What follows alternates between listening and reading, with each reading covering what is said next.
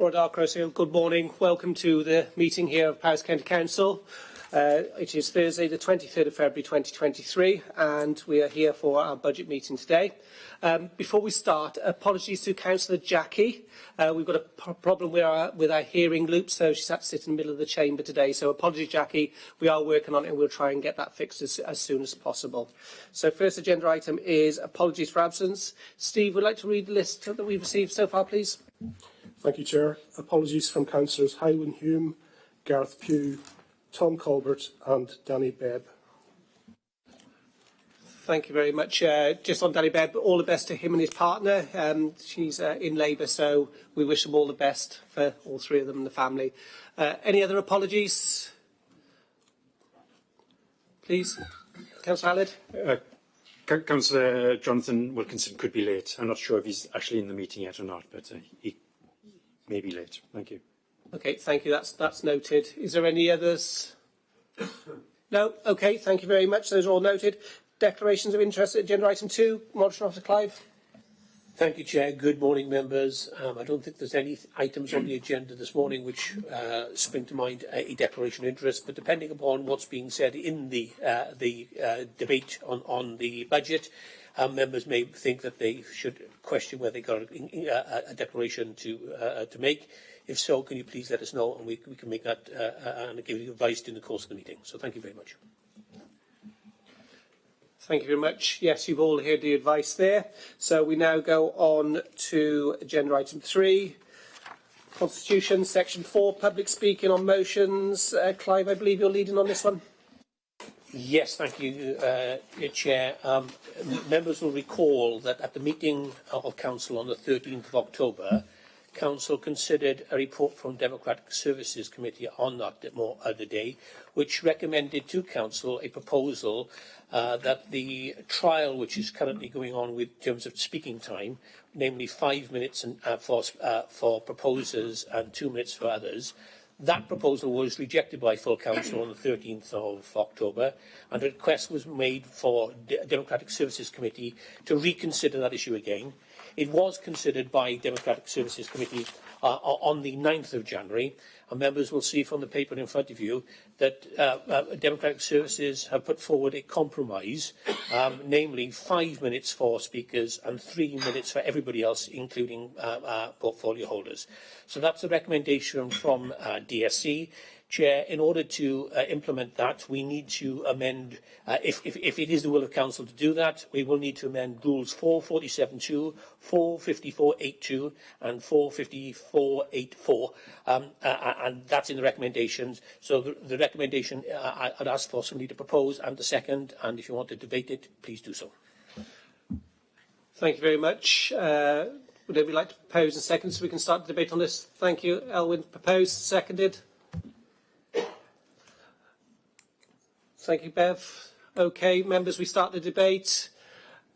Would the Chair of Democratic Services like to speak on this? Well, I hadn't intended, to be honest. I was just moving. I think it is fairly clear in the proposal. Basically, we've had a discussion in previous meetings. This is a compromise, taking into consideration the views of the groups in last meeting, so hopefully we can get a consensus this time around. Yeah. Thank you very much for that. Is anyone else wishing to speak? Otherwise, I'll be looking to take it to the vote. Okay, there's been no other indications, so we will take this to the vote, please. Win.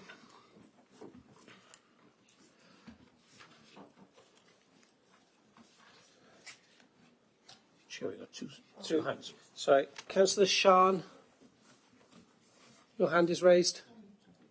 No? Okay, just one moment. Yes, please, if you can go to the vote. It will come up in the chat box. If you're able to go to that form, please, and vote. As previous, if you're not able to vote, we'll take, when I close the vote, we will then take votes verbally.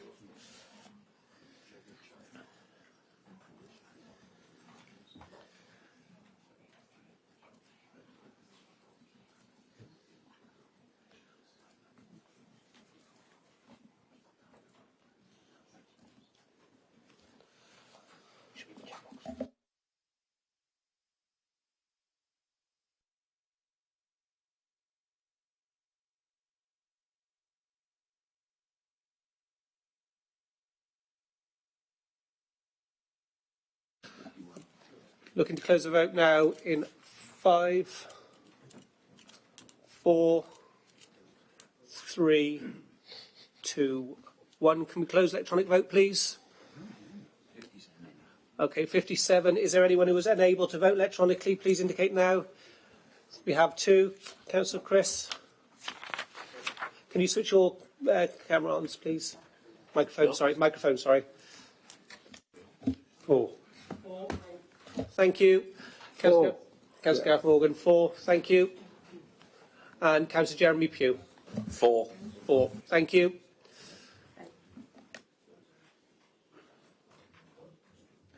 Two online. 2 online. Councillor RER. Sorry, Councillor ER. Yes, 4. It didn't come up in chat with me, Chair. Okay, thank you, Councillor Edwin Roderick. Councillor Benjamin Breeze.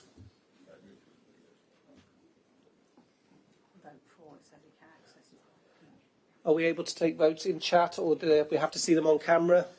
I believe is the rules. Are you able to switch your camera on, please, Councillor Benjamin?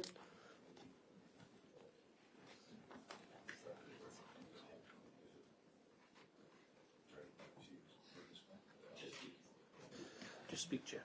Yeah, the microphone's not working. He says the microphone's not working. He's in the chat. Just one moment, just to make sure we get this right before we start. Clyde, can I have your advice, please? Because obviously, To be in the meeting, you need to be able to participate and speak in the meeting. So, Councillor Breeze, if you on your laptop, can you try and access it via your phone? And I'll get somebody from ICT to phone you to see if we can sort out your laptop problems. yeah, thank you. You just put that there is updating.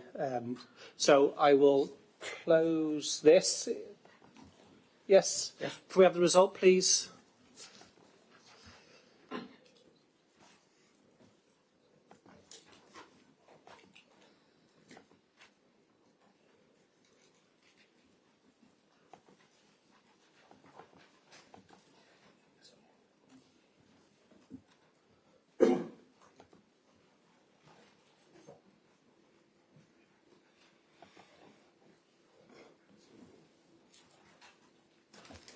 Apologies, they're just entering the vote system.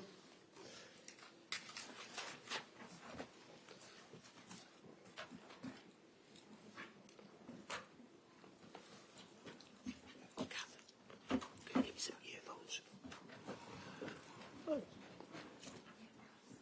Are we able to have the result, please?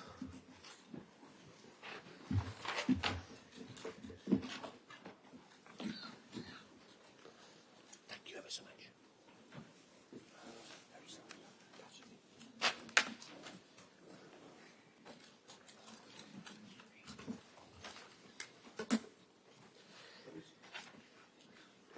Yeah. Thank you, Chair. We have 60 votes for, 1 against, no abstentions. Total votes cast 61. Thank you very much. Obviously, we have got one IT issue, and we have waited, so I'm just proposing we have just a 2-minute recess for Benjamin to restart his computer out of fairness.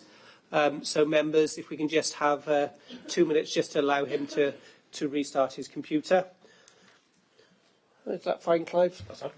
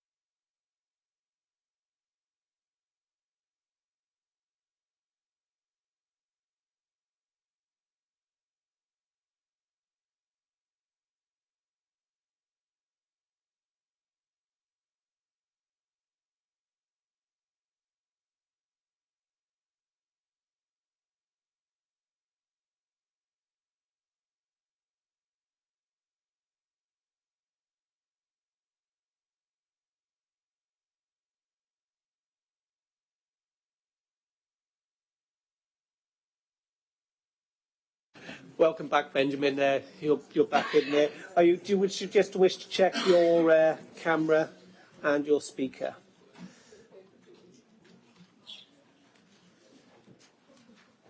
Hello. Yeah, I think I've joined you with my phone. Brilliant. Thank you very much. We can hear you. That's good. That's acceptable. Thank you very much. Okay, members, we can start back up again now. That is obviously passed. So we now move on to the draft medium financial strategy 2023 to 28 and the draft 2023-24 budget and capital programme for 23 to 28, and this is to consider the draft medium-term financial strategy 2023, draft 23-24, budget and a capital programme of 23 to 28. Pages 7 to 926 of your packs. So yeah, a small report. So I will now bring in the portfolio holders to start this off. Sorry, Chief Executive first of all, apologies. Diolch yn fawr iawn, Gadeirydd. I'd like to remind members of the purpose and importance of today's meeting, which is to agree the budget for the financial year 2023 to 24. Section 30, subsection 6 of the Local Government Finance Act 1992 stipulates that all local authorities have to set their council tax before the 11th of March each year. In order to set council tax, council must have a balanced budget which includes the council tax rate agreed by council. The Cabinet have put the budget proposals together with advice from the senior leadership team. However, agreeing the budget is a matter for the full council. The Constitution allows for alternative budgets to be put forward and considered by scrutiny. None were received by the designated date this year. If the budget is set after the 11th of March, the failure to set a budget within the deadline does not in itself invalidate the budget. However, such delay may have significant cash flow, administrative and legal implications. Members, individually and collectively, have a duty towards council taxpayers. Jane Thomas, the Section 151 officer, will present council with her formal opinion on the robustness of the budget as required in legislation. Diolch yn fawr. Thank you very much, Chief Executive, for that. We'll now bring in David Thomas, Portfolio Holder Finance, and then after we'll bring in Jane Thomas, our 151 officer. So, David, over to you. Present the budget, please. Thank you, Chair. Before I actually present the report, I'd just like to offer my thanks to the hard work and commitment that's been put into this budget by officers and their staff. It's been a very difficult year because of the difficult financial circumstances, but I'm very pleased with the end result, to say the least, and that's why I'll be presenting it to you today with some confidence. I'd also like to recognise the contribution made by you members at the budget briefings and indeed at the individual briefings we had held for group leaders, non-aligned members, etc. I'd like to pay particular thanks to the two groups who did take up the offer to discuss the budget on an informal basis with us, and that's Plaid Cymru and the Independents for Powys. And I'd like to particularly thank the Independents for Powys for the valuable contribution they made to the £500,000 facility to assist schools with increased energy costs. So, thank you all for that. I'd now like to go into the medium-term financial strategy report. You'll be pleased to know that I'm not actually going to take you verbatim through every single paper. We've done our best to praise the report. I think you'll find that it will include all the necessary information you require to make valuable contributions at the end of it. So I seek approval from Council today for the medium-term financial strategy for 23-28, which includes a financial resource model for 23-28, the revenue budget for 23-24, and the capital programme for the 5 years to 27-28.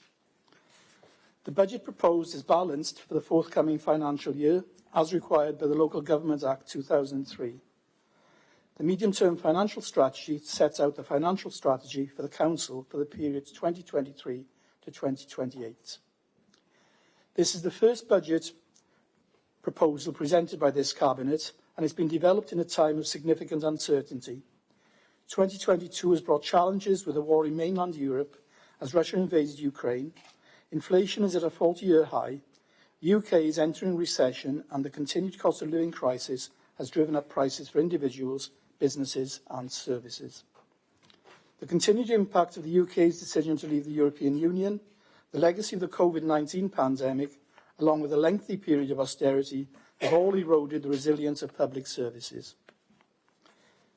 If the next UK government sticks to the lean spending plans proposed by the current government, future funding settlements are projected to decline, and analysts are reporting that this would almost certainly imply a return to an era of spending cuts and above-inflation council tax increases.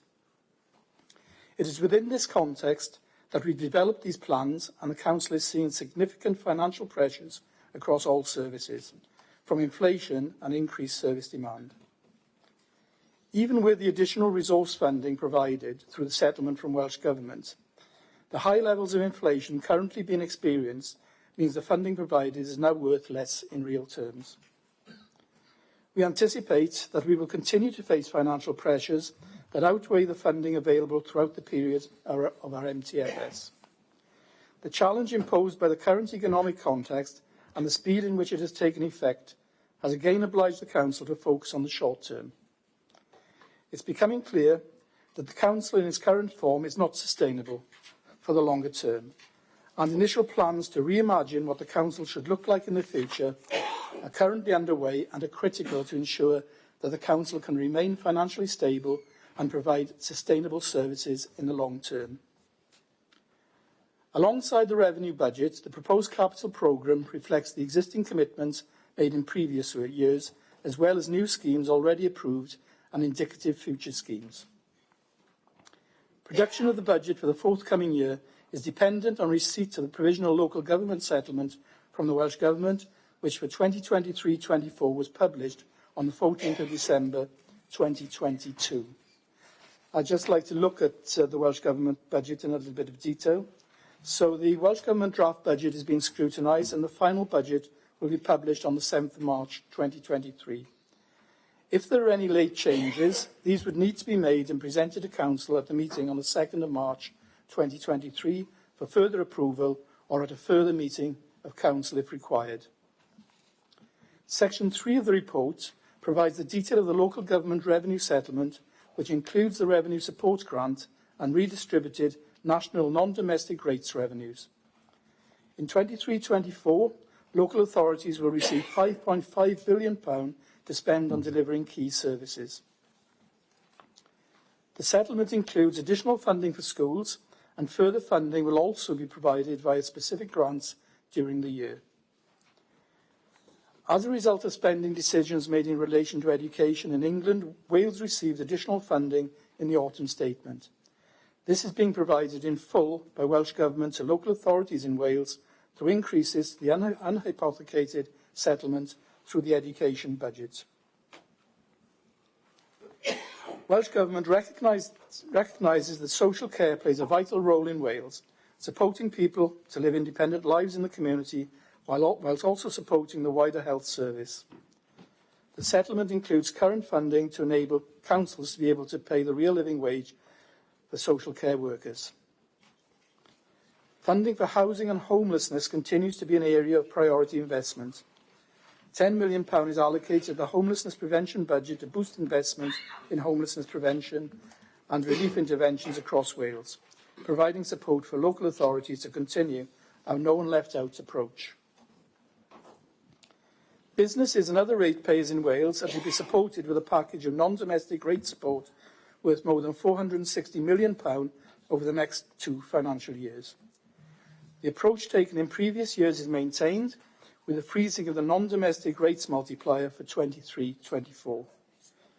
This ensures there will again be no inflationary increase in the amount of rates businesses and other ratepayers are paying. Welsh Government are also introducing a £113 million fully funded transitional relief for all ratepayers whose bills increased by more than £300 following the UK-wide revaluation exercise, which takes effect on the 1st of April 2023.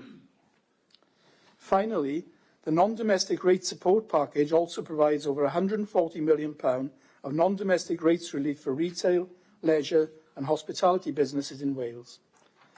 Eligible ratepayers will receive 75% of non-domestic rates relief for the duration of 23-24, capped at £110,000 per business across Wales. Powys has received an additional £18.298 million in the settlement for 23-24, an increase of 8.7%. This is above the average increase of 7.9%. Welsh Government have also provided the indicative Wales level revenue funding allocation for 24-25, which is £5.69 billion, equating to an uplift of £169 million, 3.1%. We have used this uplift in our forward planning with an assumed 2% thereafter. Capital funding for Powys has only marginally changed, with allocations for supported borrowing at £4.587 million and general capital grants £4.711 million. Welsh Government will be providing separate a £20 million fund to maintain focus on responding to the climate and nature emergency and contributing to the Net Zero Wales plan. And as stated, the Welsh Government's final settlement will be published on the 7th of March, and whilst there's no guarantee, we do not expect any significant changes. We have, however, been notified of one change with the intention to transfer funding in relation to Fire and Rescue Authority pensions from a grant to the FRAs into the final local government settlement. We also await further information with regard to the ongoing pay negotiations for teachers and the funding that will be provided by Welsh Government to support any increased pay offer. It's therefore proposed that any additional funding received following publication of the local government final settlement for these items will be applied as prescribed, with any additional funding for teachers' pay passported to schools increasing the overall level of funding provided. I'd now like to look at the current financial year. The report highlights the impact that rising inflation and supply chain issues have already had on the Council's budget in the current year. Rising costs for fuel, food and energy, together with the contractual uplifts linked to inflation, have all increased the financial pressure on our budget in 22-23. Employee costs have also increased as National Pay Awards saw teachers' pay increase by 5% from September 2022, and other council employees receive an average increase of 7.25% this year, ranging from 10.5% to 1.29% across the scale points. And as materials and contractor costs increase and the cost of borrowing becomes more expensive, pressure is also felt on our capital budget. The senior leadership team have taken action this year to reduce expenditure wherever possible and limit the level of overspend projected. The position reported at Q3 shows further improvement, but even with the support of these actions, we will still have to draw on our specific reserves to support the budget in year. On that point, again, I think it's important to recognise the efforts made by our managers, heads of service, staff, etc., in managing this year's budget, because it was obviously inadequate because of the enormous increase in the rate of inflation, which couldn't have been foreseen at the time the budget was set, and it really is a credit to all those concerned in the way that they managed their different service budgets. And whereas we were projecting as Q1, I think, a deficit of over £7 million, hopefully by the year end we might be in a position to have a budget that's fairly close to balanced for 22-23. And now if we look at the 23-24 net budget requirements. The draft budget proposed by Cabinet on the 17th of January has been considered by each of the Council's scrutiny committees. I would like to thank again the members of these committees for their input into the development of this budget. Cabinet have carefully considered their feedback and have proposed a series of amendments to the revenue budget originally proposed. These too have been subject to further scrutiny by the committees. The amendments have now been included in the overall budget proposal, but are also set out in the report from paragraph 3.63. The changes have enabled us to establish an additional £500,000 fund to support energy costs in schools. The proposed net budget for 23-24 is £326.6 million, including the dedicated schools budget at £24.682 million, or 8.2% increase on last year's budget.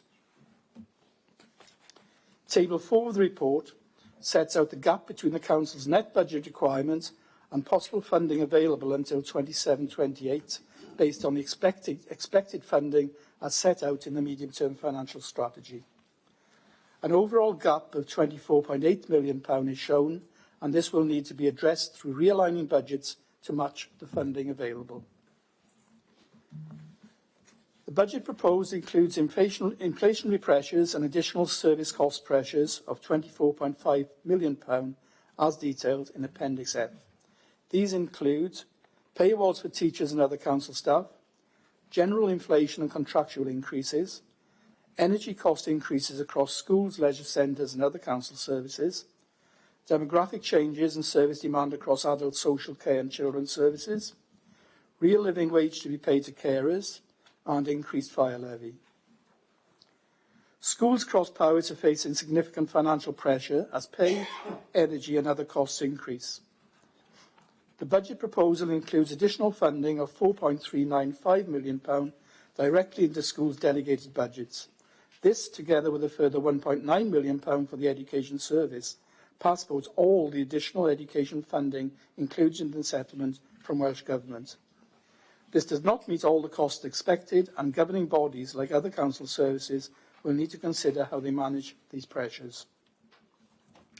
At the end of last year, school reserves increased by £5.7 million to almost £9 million due to the additional grant funding received late in the financial year, and schools have been able to draw on some of these reserves in the current financial year to manage increased costs and put in additional support for pupils following the pandemic.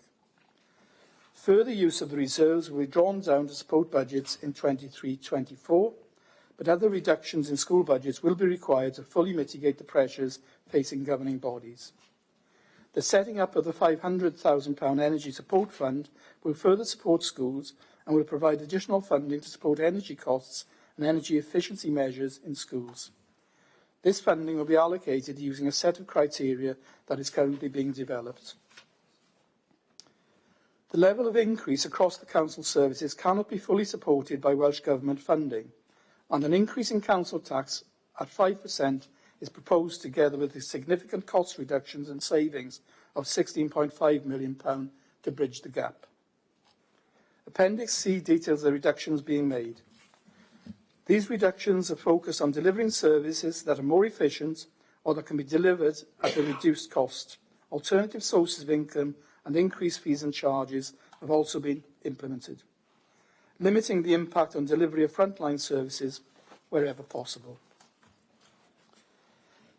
Delivery of these cost reductions will be essential to deliver a balanced budget. Proposing council tax at 5% provides 3.8% to support council services.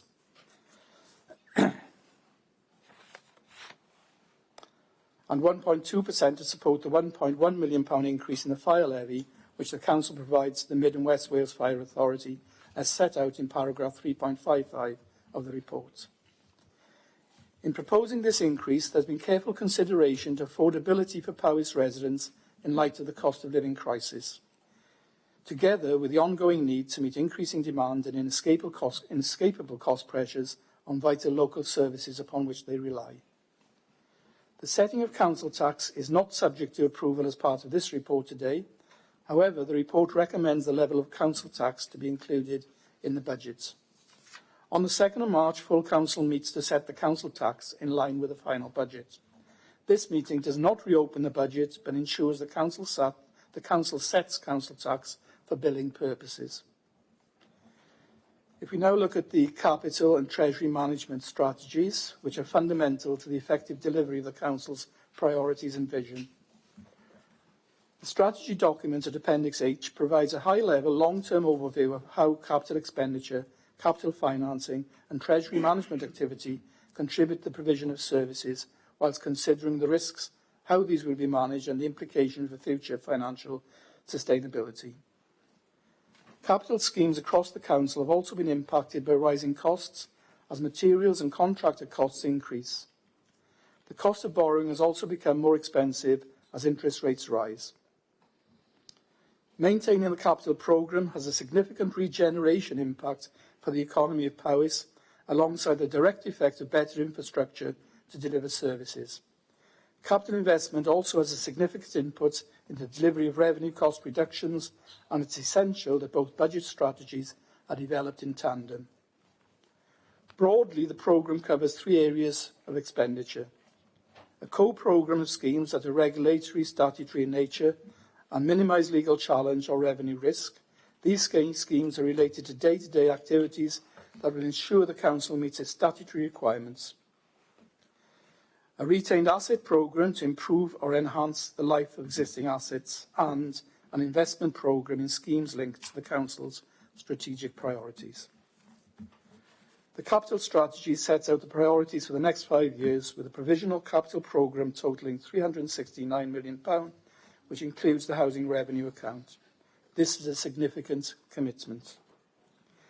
We look briefly at the Treasury Management Strategy, which is included with the attached Appendix H, and sets out how the Council will ensure that there is enough funding available to fund its revenue and capital requirements, and an appropriate strategy for borrowing and investing for the financial year 23-24, and it details the expected activities of the Treasury function. The Treasury Management Strategy and Annual Investment Strategy is recommended to full Council for approval today. Finally, Chair, if I quickly look at reserves. The Council's reserves are key to our financial planning. Maintaining these at appropriate level is central to our financial resilience and sustainability. They provide a safeguard against risk, unusual events and future financial pressures. In assessing the appropriate level of reserves, the authority will ensure that the reserves are not only adequate, but also necessary and will be appropriate for the risk, both internal and external, to which it's exposed. The holding of reserves has been critical to managing our budget this year, faced with the unprecedented rising inflation and the impact this has had on the Council's budget. This has reiterated the need to hold sufficient reserves to provide the financial resilience the Council needs. The reserves policy shown in Appendix G establishes a framework within which decisions are made regarding the level of reserves held by the Council and the purposes for which they will be maintained and used. In the context of the need to maintain financial stability and flexibility moving forward, on the advice of the Section 151 officer, it is Cabinet's intention not to make any use of the General Reserve to fund the 23-24 budgets. The revenue and capital budgets proposed today set out the financial resources within which the Council service must operate during 23-24. Both budgets are aligned and ensure that our limited resources are prioritised to securing outcomes for our communities. That concludes my report. Chair, before I hand over to the 151 officer for further comment, I'd just like to point out that, members, within the recommendations, there have been some slight amendments to some section paragraph numbers. So if you look at recommendation 8, where it states 476 million are set out in section 384 of this report, it's actually 3.97 of the report and not 3.84. And in recommendation 9, where it states prudential indicators for 23-24 set out in sections 3.8 to 3.87, that should actually read 3.93 to 3.10. Thank you, Chair. And with that, I'll hand over to the 151 officer. Thank you. I believe the Monitor officer is coming. No? Okay. Thank you very much.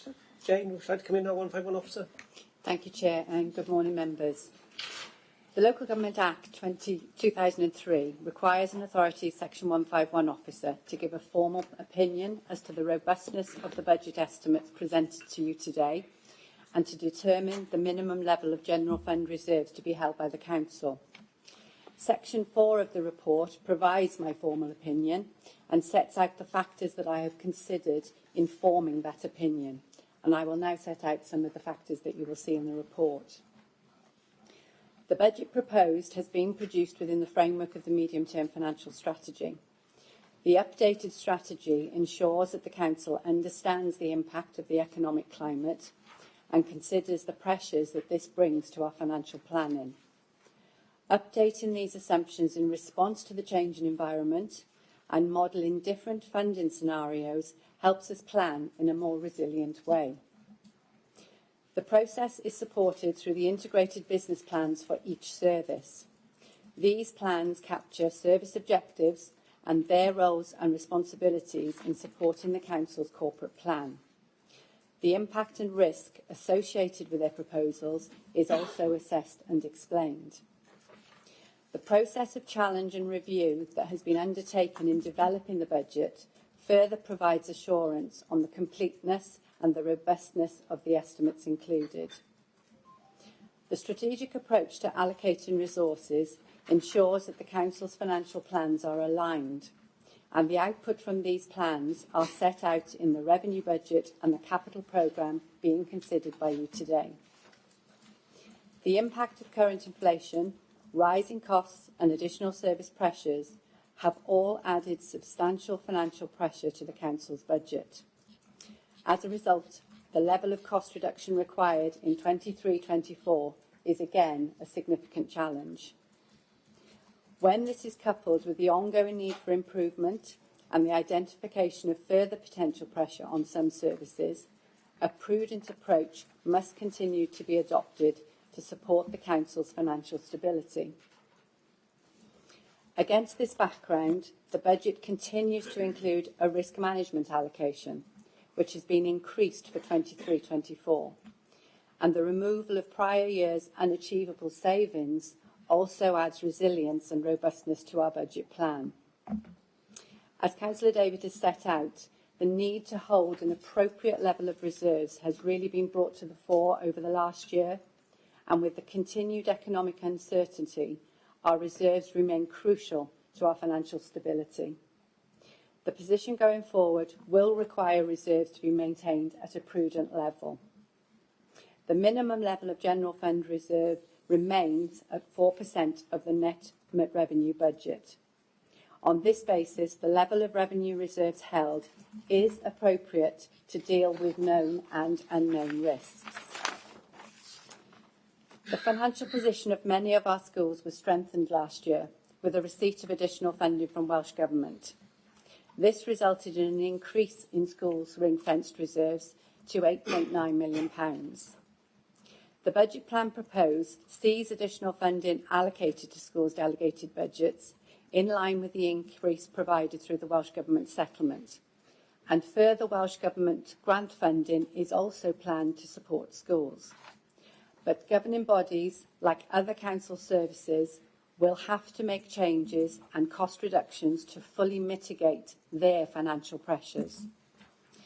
The support provided by the team around the school approach will be vital to assist our governing bodies in addressing this challenge, and it is essential that compliance work continues with our schools.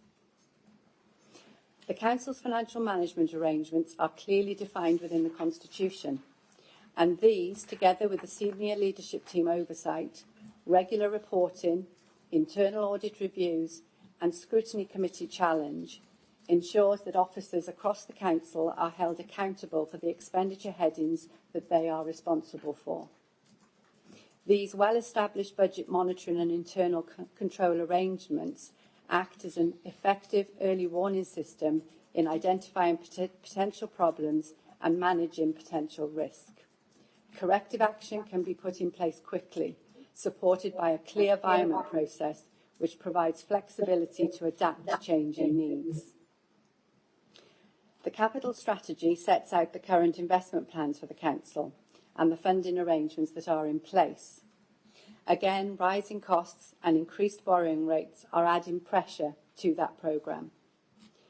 Any additional schemes are subject to robust business cases and are set in the context of our overall affordability regarding our prudential indicators.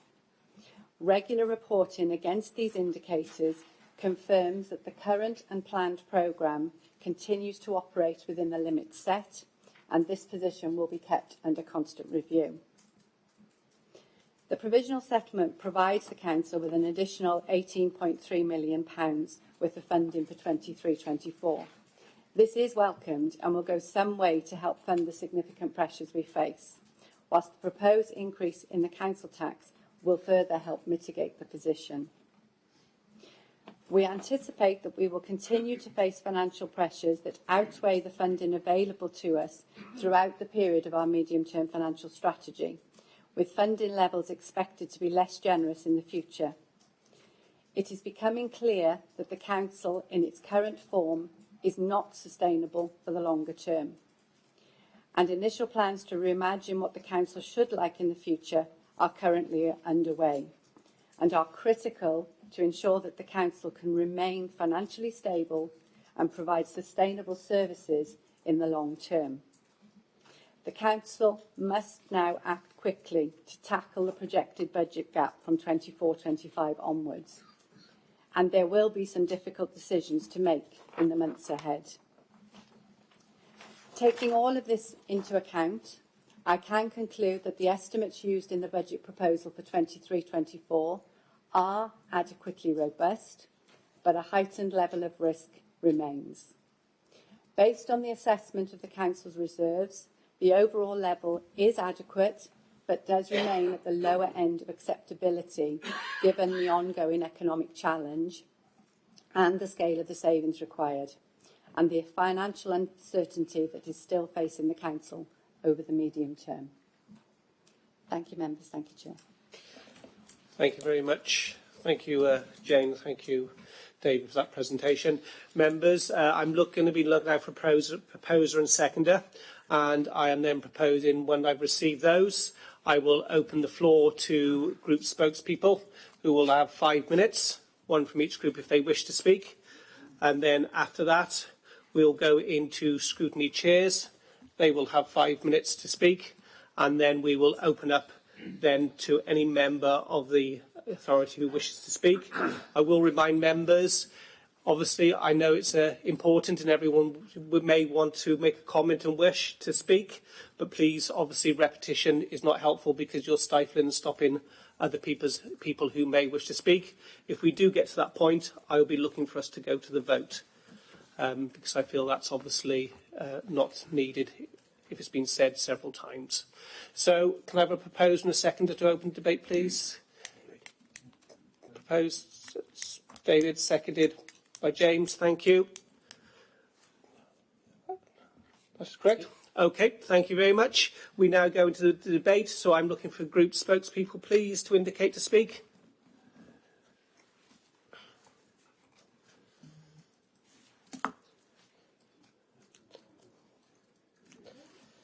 Is anyone wishing? Can you put your hands up in using the hands up in the Zoom meeting, please?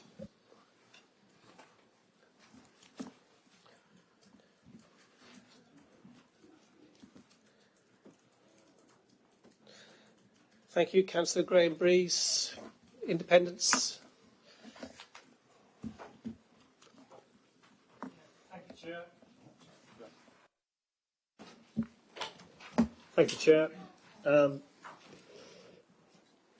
It's fair to say that many of my concerns about this budget will clearly be shared by many in this chamber today. I have to say that speaking as a deputy leader of the independent group, I would find it foolhardy to support what is presented to us this morning. Though, of course, that might have been different had the independent group been offered the same opportunities that Plaid and the Independents for Powys seem to have been for vote-winning deals, as confirmed by Councillor Thomas this morning. I have many serious concerns about the budget before us today. Those concerns include the massive reduction in spending on both adult and children's social services, which will surely lead us back into the dark days of Welsh Government intervention. Those concerns include a decision to delay the renewal of vehicles in the recycling fleet, a fleet already struggling to meet the demands of weekly collections in many areas of Powys, particularly my own town of Welshpool. Those concerns include the lack of clarity in the proposals over the future of the Freedom Leisure contracts and the long-term safety of our essential leisure centres across Powys. Where's the detail, other than the promise of a review? If that review promise follows the lines of the recent farcical on-off closure decisions which brought great embarrassment onto this authority, I suspect we can expect another announcement very soon that doors will be closing on those very leisure centres earmarked before. Not many, if any of them, in fact, in the wards of Cabinet members, of course. So this budget really means we will be fooled into supporting leisure centre closures and having to face our residents to explain just why that's happened. But my biggest concern, and the reason why I will certainly not be supporting today's proposal, lies around the education of our children and the scandalous funding shortfall all schools will face if you vote for this budget today. It's all well and good for Cabinet to say that all areas are facing cuts, but they are certainly not equitable across the board. And we hear that every penny received from Welsh Government is being passed on to our schools. Really? We already know that schools across Powys get less than the average spending per head across Wales. The reality is that Powys schools will be £4.7 million short. Yes, £4.7 million. That figure is not disputed and has been highlighted by the Schools Forum, and that's a statutory body established to advise on school funding. It's also been highlighted by our Education and Scrutiny Committee. Every councillor in this chamber and online today will understand what that means for the schools in their wards and the effect it will have on their children and grandchildren's lives and education. It's unforgivable to throw our children to the wolves like this. Cabinet members talk about schools taking money from the reserves. The worst affected don't have any reserves because most have been crippled by the unfair funding formula, not the fair funding formula. And that particularly applies to high schools across Powys. I heard our finance portfolio holder tell a scrutiny meeting that the shortfall needn't mean redundancies in schools. Well, I look forward to inviting him to schools in my ward to explain that remark. Those who support a budget that will adversely impact on their education, on the education of children all across Powys, will have it on their conscience for the rest of their lives and have to explain themselves to their children, grandchildren and the residents in their wards. We are told that opposition councillors need to come forward with an alternative budget. We don't. We simply need to vote this budget down and tell this Cabinet to come back to us with an alternative which protects the absolute importance of the education of our children. That's their job, after all. What's being proposed isn't just a sticking plaster on the problems being encountered in nearly every school across this vast county. It's a tourniquet wrapped firmly around the beating heart of education, and a tourniquet that will affect the future of every single child in every single school. We have it within our powers today to stop that happening. And for that reason, I call upon everyone here today to join me in voting against this budget proposal. Vote this budget down and tell this Cabinet to come back with proposals that would be acceptable to us all. After all, they amazingly found £500,000 just 2 weeks ago in what was no less than a gimmick to win votes here today. And that's £500,000 that they admit they still have no idea how to spend. Thank you, Chair. Thank you very much. Within 5 minutes there, very well done. We'll now go to Councillor Aled, Welsh Conservatives. Thank you, Dr. Marianne Cadeirydd. Sorry for the delay in coming in. And initially, I thought we were going to hear from Plaid Cymru and the Builth Independent Group first, as they seem to be an integral part of this budget. But I wish to question this budget about the seriousness of the Cabinet's attitude towards our education system. Much of the scrutiny has been done over the last few weeks in, quite frankly, a very rushed process, and it only could be a light touch scrutiny during that point. But much of that work has been done. So I will just focus on that one area of schools, especially secondary schools, as this is a dangerous, potentially catastrophic action the Cabinet are taking. The Cabinet and Councillor Thomas are demanding the schools use their reserves to balance the Council's budget. The General Reserve may not be touched to balance the Council budget, but there are a number of reserves being used to balance the Council's budget and keep the Council tax payment rise down. And this is not sustainable going forward. This is a very short-term budget. But back to schools. The use of reserves would be fine if all schools had adequate reserves, but they don't, especially secondary schools. The projection for the end of this financial year, in 4 weeks' time, is there will be no reserves within secondary school, and most secondary schools will be in an already deficit position. And the Council is asking those same schools to use their non-existent reserves to help balance this budget. This is wrong, this is foolhardy, and it will cause great damage to our schools. There will be fewer teachers, fewer options for our children, and the future for our secondary schools look bleak. Councillor Thomas is quite happy to say in various meetings, oh, it's only the secondary sector. Well, the secondary sector teach a huge proportion of our children. Clearly, the budgets in the primary sector, the reserves within the primary sector are slightly better, but they it's not evenly spread across all schools. Some primary sector school budgets are in deficit position already. And it's intriguing. At one finance panel, no, it wasn't a finance panel, I think it was a school scrutiny meeting, we were not allowed to discuss future budgets for schools. There was a paper circulating, which I'm not allowed to talk about because it's apparently confidential, to save the Cabinet's embarrassment. But there, the Cabinet reflects there is a significant negative deficit building up over the next 12 months. The schools have used £5 million of their reserves this financial year, and they will have approximately £3 million going forward to the next, which will all be taken up within that report.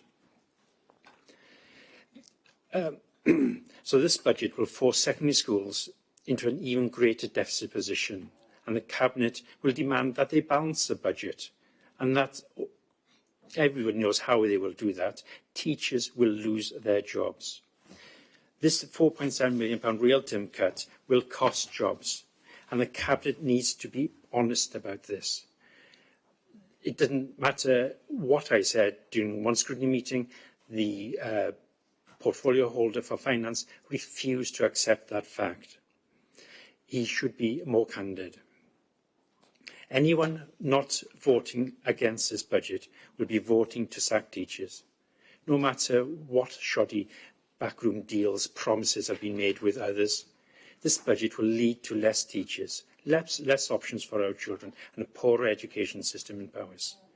The previous Cabinet member in the last Council received special praise from Eston for the work he did. My advice to this Cabinet is don't hold your breath. The last Cabinet rebuilt services, but this administration has a clear intent to destroy services and duck difficult decisions. Vote or abstain for this budget, and you will be voting to sack teachers. Diolch yn fawr, Cadeirydd. Thank you, Councillor Aled. We'll now go to Councillor Elwyn Vaughan. Diolch. Thank you very much, Chairman. If you could have your translation headsets on, please.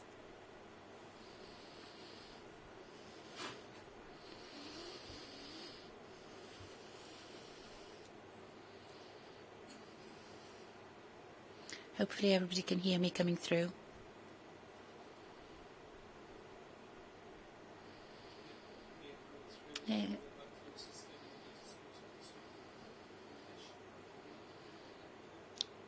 Hopefully everybody can hear the translation.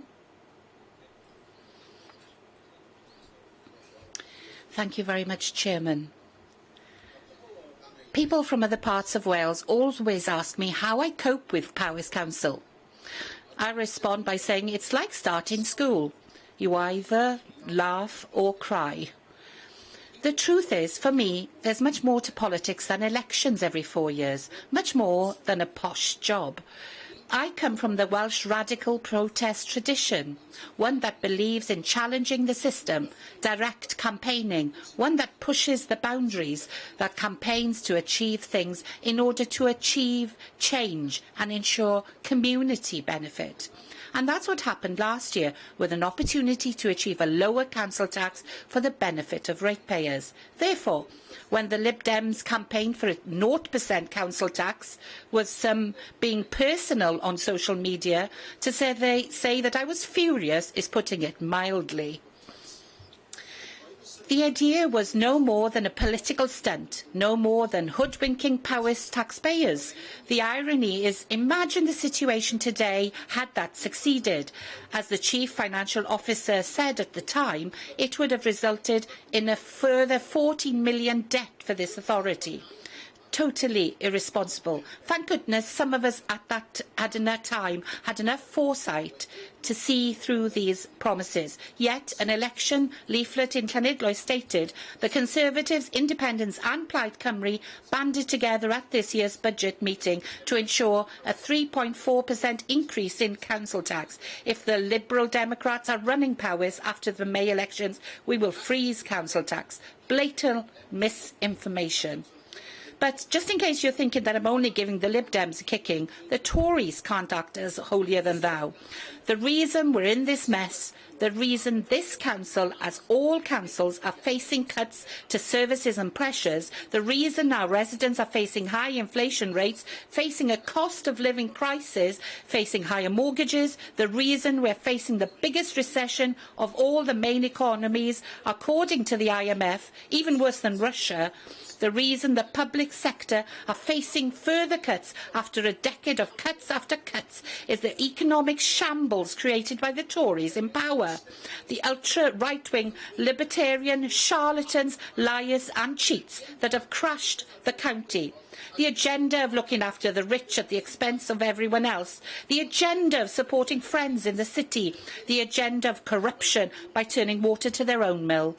Who remembers the 37 billion that went to Serco for track and trace? Who remembers the 33 billion COVID fraud and PPE that couldn't be used? Who remembers the 13 billion of taxpayers' money wasted on MOD projects since 2010? Or the 3.6 billion of contracts given to those in government or the Conservative Party during Boris Johnston's reign? 30 million for COVID tests to a company run by Matt Hancock's local barman without going to tender. And who can remember the 74 billion, yes, 74 billion, the cost of the bonkers budget by Liz Truss and Kwasi Kwarteng? That's why we need honesty as we face this budget today. We need to be honest with our residents, why decisions are made and the need to keep council tax as low as possible in these pressing times for families. I'm here to work on behalf of our communities, to create change and achieve things, not to complain about everything. And that's why I'm pleased to say, following positive interaction and dialogue by the Plaid Cymru group, that we have managed to achieve many things for the benefit of our communities today. Ensure a support package in the year leading up to the Montgomeryshire Urdd National Eisteddfod in 2024, thus giving a multi-million pound boost to the local economy in the Severn Valley. A commitment to develop a cultural tourism project based on our rich heritage of Sycharth, Kilmeri, Canolfan, Glyndŵr. Develop an extension of Arfor economic development programme to parts of Montgomeryshire. Commitment to develop the economic potential of the council depot at Llanbryn Mair. Support of principal and extension to Ysgol Feithrig Glantwyn. Creating an actual extension of bilingual education as per the WESP. And we welcome the 500k to help schools with their energy costs. And that is why, friends, in the campaigning spirit of achieving for the benefit of our communities and ensuring a potential multi-million investment and real politique, that we are today supporting this budget. Friends, thank you very much. We'll now go on to Councillor Glyn Preston. Diolch yn fawr, Cadeirydd. Mae'n bleser i allu cyfrannu'r dadl yma. It's a pleasure to be able to... I'm not going to use the whole of my 5 minutes, and I'm not going to launch into an onslaught similar to that of Councillor Elwyn. This is obviously the first time I'm going through a budget process like this, and as it is for many members, and I'm grateful to the Cabinet for their engagement, openness and willingness to listen at each stage of the process. It's commendable the work that's been done to get to this stage, despite the dire economic circumstances that the UK finds itself in right now. I can only speak to the Scrutiny Committee of which I'm a member, that being Health and Social Care, but I was impressed by the non-partisan process of scrutiny. And I thought that the scrutiny of this budget showed the Council's mechanisms working at their best.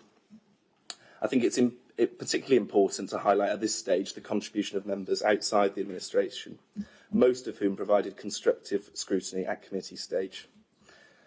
I would, however, like to touch very briefly, if I may, on some of the concerns raised by the Conservative group in the media and in its scrutiny committees. I understand that Councillor Gwynfor in scrutiny described this budget as quite boring.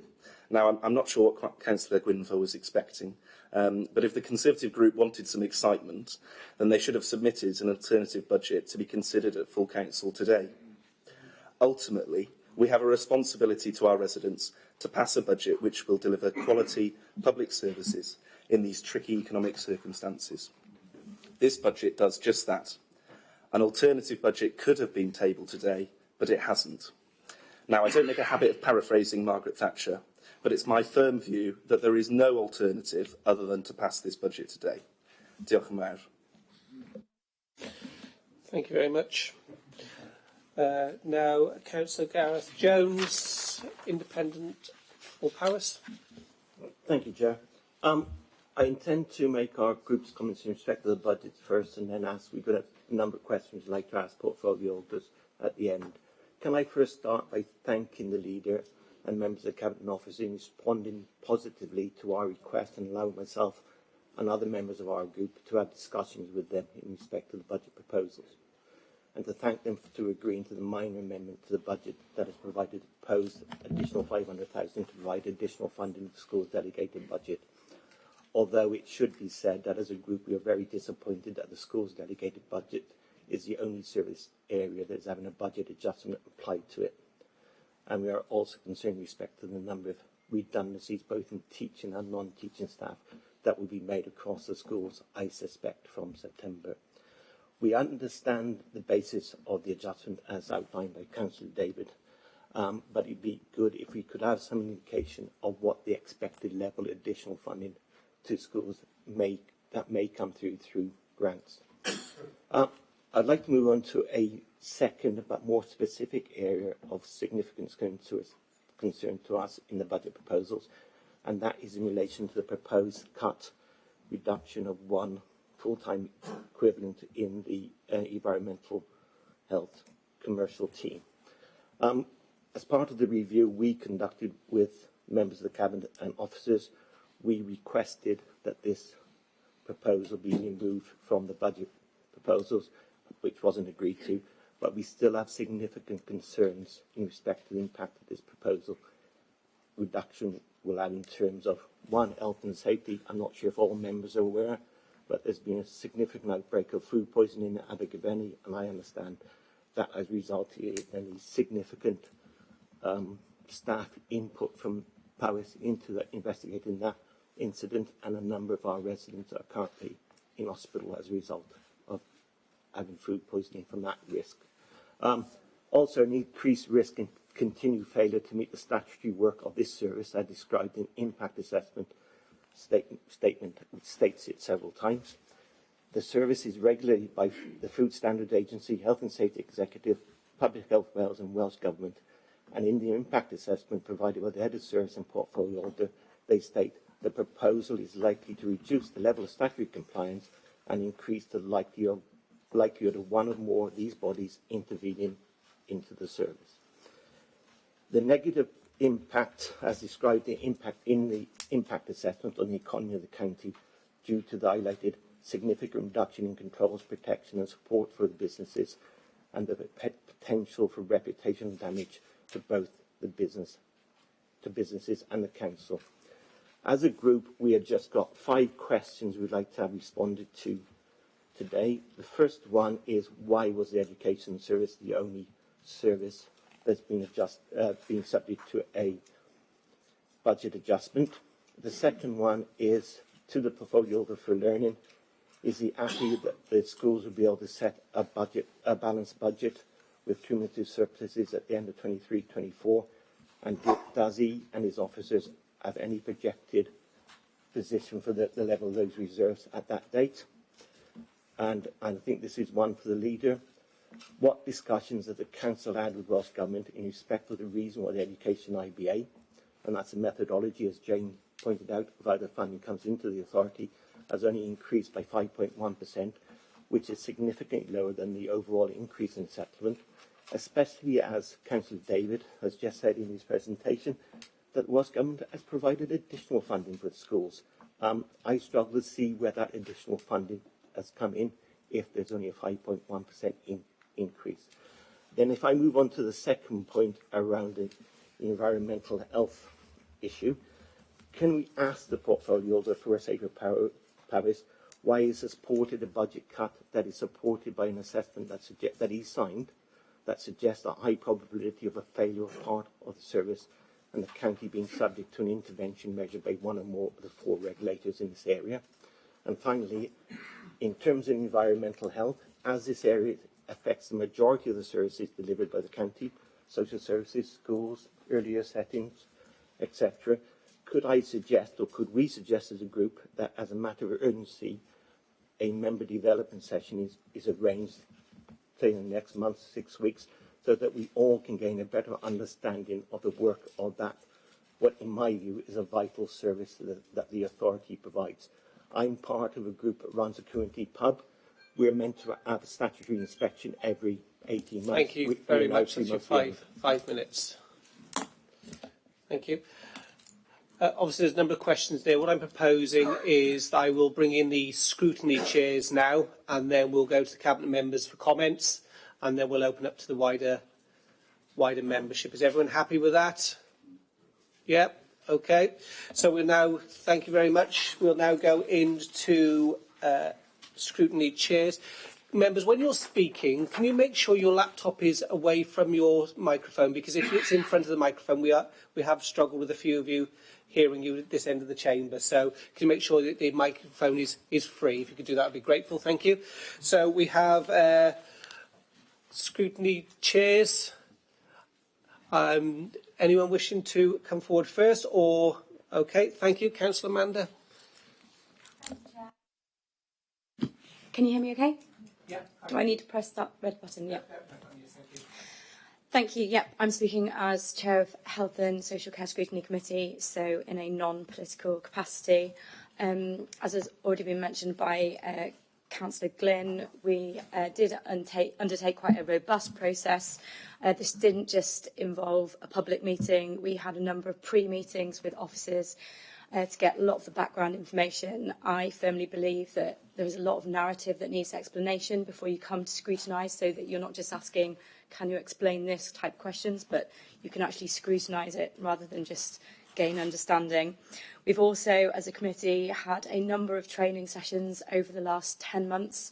I asked for specific training for both service areas' budgets. That was duly provided by the service and really welcomed, and again enabled a much more thorough process for this scrutiny to take place. Thank you to the officers for doing all that, and I think it made the process much better and continues to improve year on year.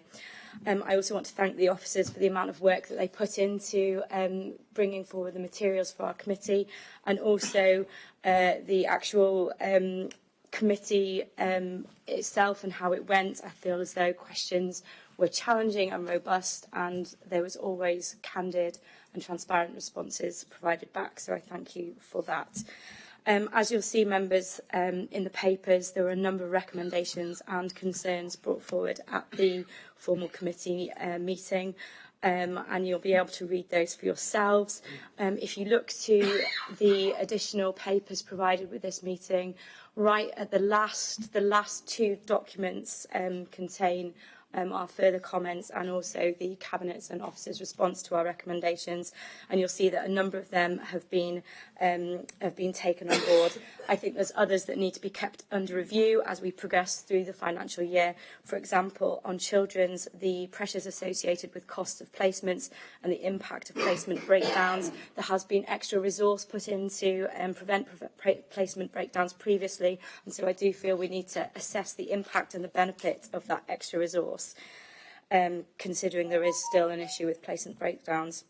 There also has been concern over the years about the cost of legacy cases. What I mean by legacy cases are the children that we have in our system who we may not have had in our system had we invested in early help and intervention earlier.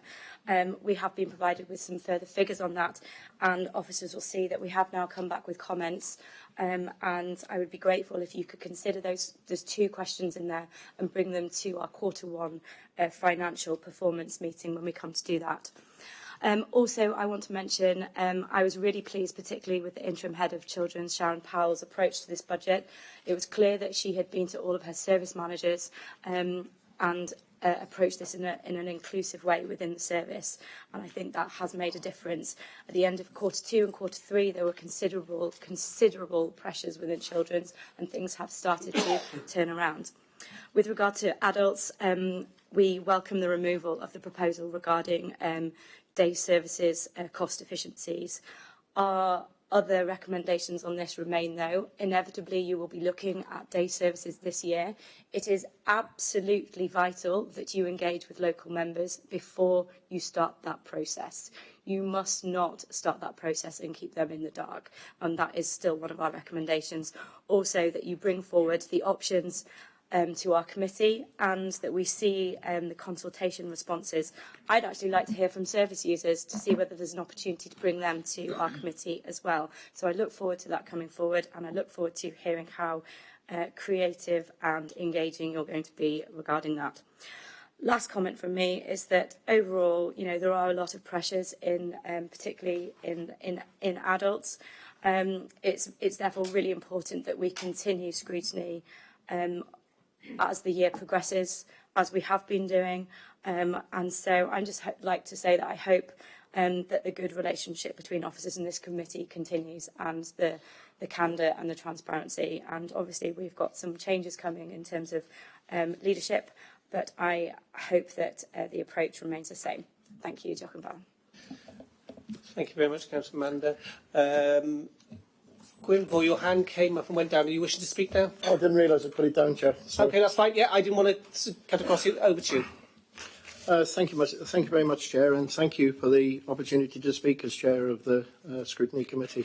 Members, I'm going to use up a bit of time. Councillor Preston mentioned me in his speech. I've got no control on what the press comment on what happens in the Scrutiny Committee, but please take the time to see what is referenced in terms of boring. But what I do take issue in is that you have mentioned my Conservative values as me as Chair of Learning and Skills Scrutiny Committee. I'm a very independent Chair. It is not politically run, and I suggest and await your apology for suggesting that I operate as a Conservative as Chair of the Learning and Scrutiny Committee, Chair. If you have any doubts in my chairing skills or how I run my meetings, maybe you should take up the opportunity in filling the Liberal Democrat spaces on my committee, because we're currently too short. So await your apology in your own time. Members, a lot has been spoken about education today. Gwynfor, just as a point of clarity, obviously you've made reference to that comment to you. I will give Glyn the chance if he wishes to withdraw those comments now. Yeah, absolutely. Thank you very much, Glyn. That's very much appreciated. Members, much has been said about education today, and I'm trying to put a scrutiny view on this, and as I've said, and not a political view. It is good to see that extra Welsh Government funding has been fully passed on to schools, and officers give clear assurances that the budget can be delivered. That's really good to hear. However, it does leave schools having to significantly reduce their spending on the budget proposed, and governing bodies are left with decisions to be made, as highlighted by the 151 officer today. The culprit budget impact assessment makes this clear. There are budget savings which will result in staffing reductions in schools. There is a real term saving of 4.71 million to be made, and leave schools looking to find 864,000 and an adjustment of 3.846 million. Members need to be clear about the impact that this will have on education. So how will schools cope with the spending reductions? Some of these cuts will be mitigated as a result of some schools being able to draw down on reserves, which will see all reserves used by 25-26. Let's be clear that the use of reserves can only be made once, and future budgets will mean further staff reductions. Other schools with little or no reserves are going to immediately be exposed, especially the high school sector where there are deficits and not surpluses. There is a lot of pain ahead, and suggested savings among schools are to switch off unwanted devices, lights reductions, heating, and better control of photocopying budgets. These suggested savings are unproven and quite possibly unachievable. The transformation programme is seen by many as the solution to help with school budgets moving forward, as this is seen to release extra funds for children in schools. However, the budget is unclear on what the capital transformation budget is in future years. Previously, the Council has projected the total costs, which would be, and are not, I've lost my page there, and are not clear now, so we're really unclear on what that is going moving forward. I'm slightly saddened that 500k has been found due to political conversations. That's clear. That's happened today. It was marketed. It was as a result of scrutiny observations, but it's clear that political discussions have found that 500k. That is great. Let's not beat around the bush. Thank you, Cabinet, for finding that 500k. What we do have a problem is we're still very unclear where that 500k is going. You have made an assurance to scrutiny that you will come forward with your ideas. Please do that. But that 500k has got to be spent with equity across the authority. I hope it doesn't go into schools which are struggling with their budgets. There is an energy crisis, and we need to make sure that that 500k is spent in the right places. We are of the opinion that this education budget is high risk. It is unclear what the impact on schools will be. The impact of schools should be clearly laid out. The impact assessments are not clear. We've expressed doubt in the impact assessments, and members need to be clear what they're agreeing to with this budget. I just highlight, and it's something that the Schools Forum has picked up on. Gwynfor, I'm extending it 1 more minute because obviously your intervention before. Thank you very much. 1 more minute, okay? Yeah, there's two more strategic risks which have been brought forward to the Council, and they are insufficient level of revenue maintenance and major improvement capital funding is likely to result in unsafe and unfit assets within the school property. And also the school building stock deteriorates due to the insufficient level of revenue and major improvements capital funding required to put in them so that they are safe and fit for purpose. There's 2.5 million committed to a backlog of 8 million each year. 80 million, sorry.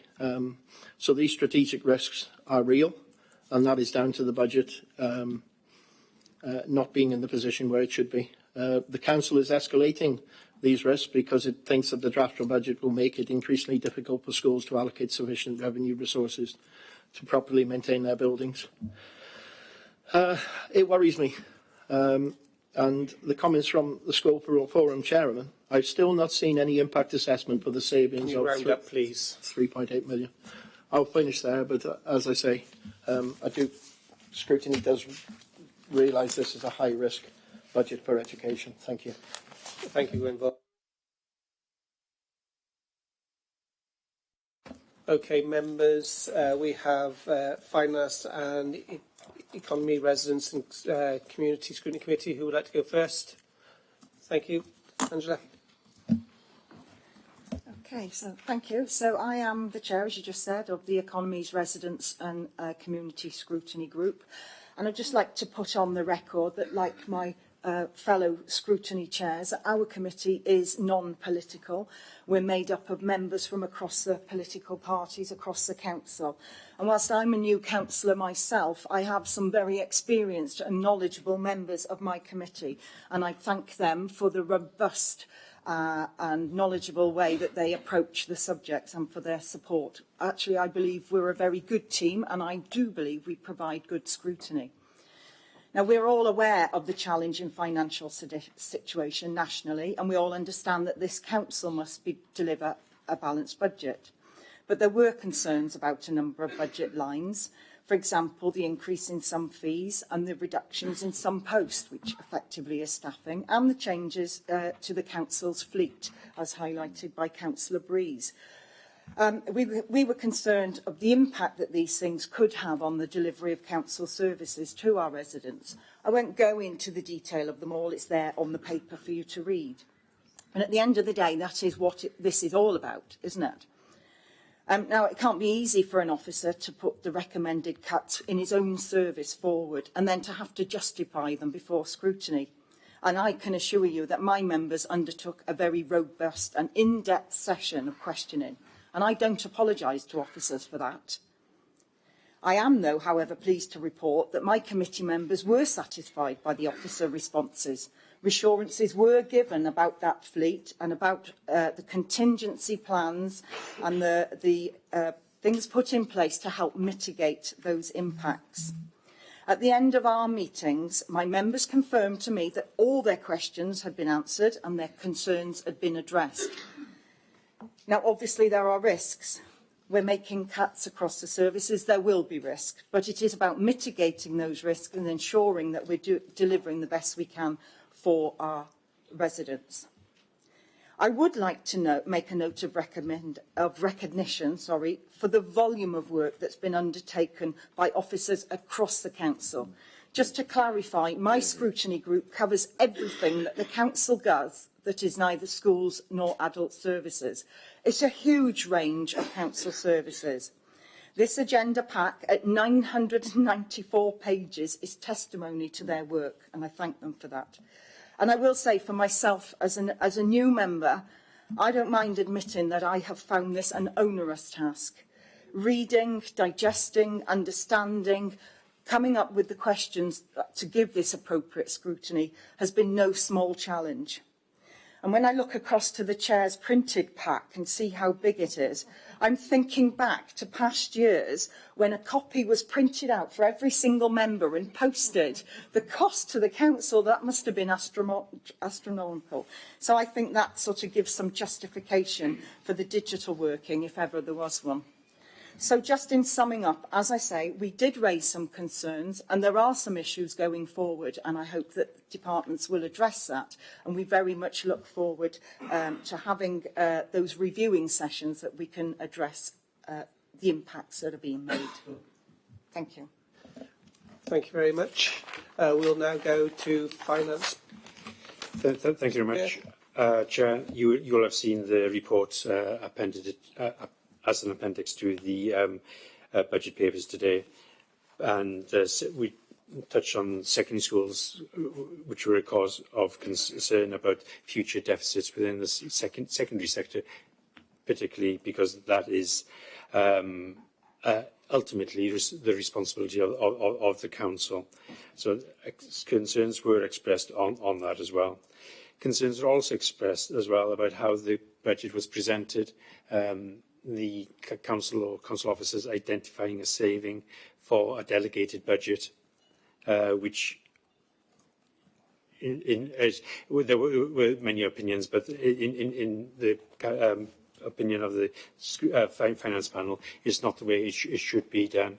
It's up for the head, with the support of the governing bodies, to identify savings within the delegated budget. It is another way of cut of that £4.7 million. The also concerns about the HTR and the use of such elements to balance off one-off savings to help balance the budget. That pot for vehicle replacements will have to be topped up at some point in the future. And as a Cabinet member for financing, this year, he used this phrase quite often, this year the budget takes us up to the edge of the precipice, and future years will be going over the precipice. So it will be even more difficult to make up that sort of shortfall in the future. I'll leave it there. You can see the scrutiny recommendations and the responses. However, we have been asking for timely information for a number of months. We look forward to seeing it in the future. So thank you for those comments on the recommendations there. The MTFS principles, I'm still in dispute with the Section 151 officer on that, but it's a difference of opinion there. But the most important thing is that everybody reads the Section 151 officers section of the report.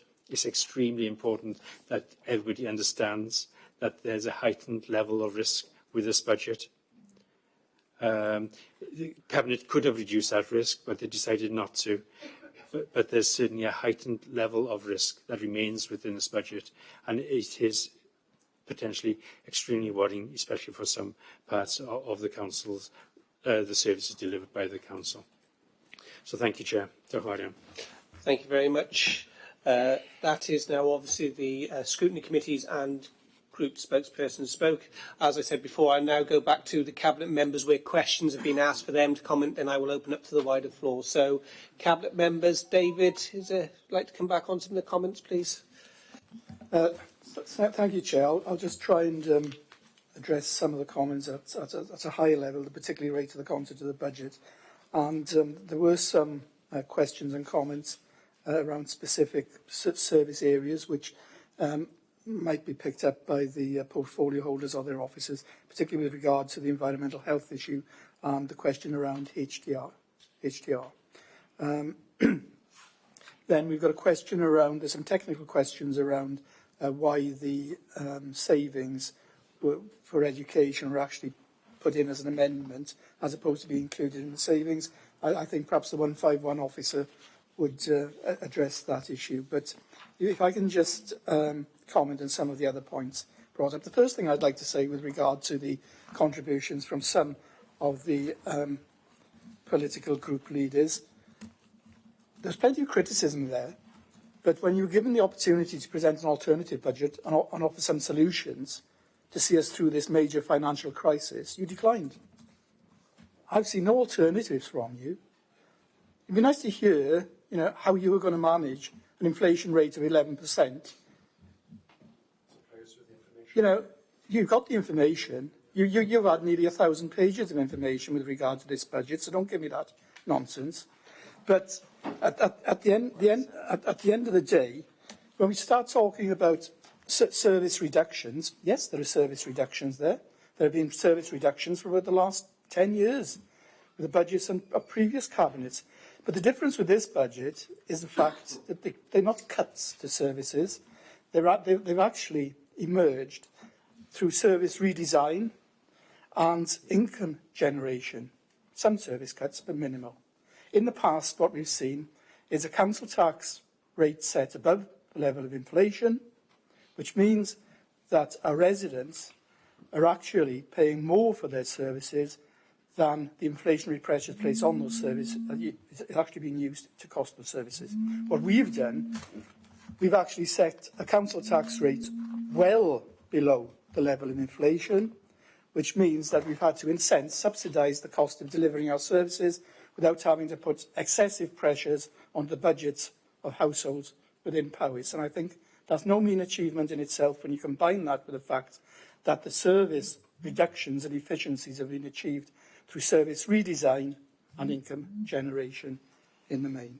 But as I say, the important thing is that it's all criticism, no alternatives.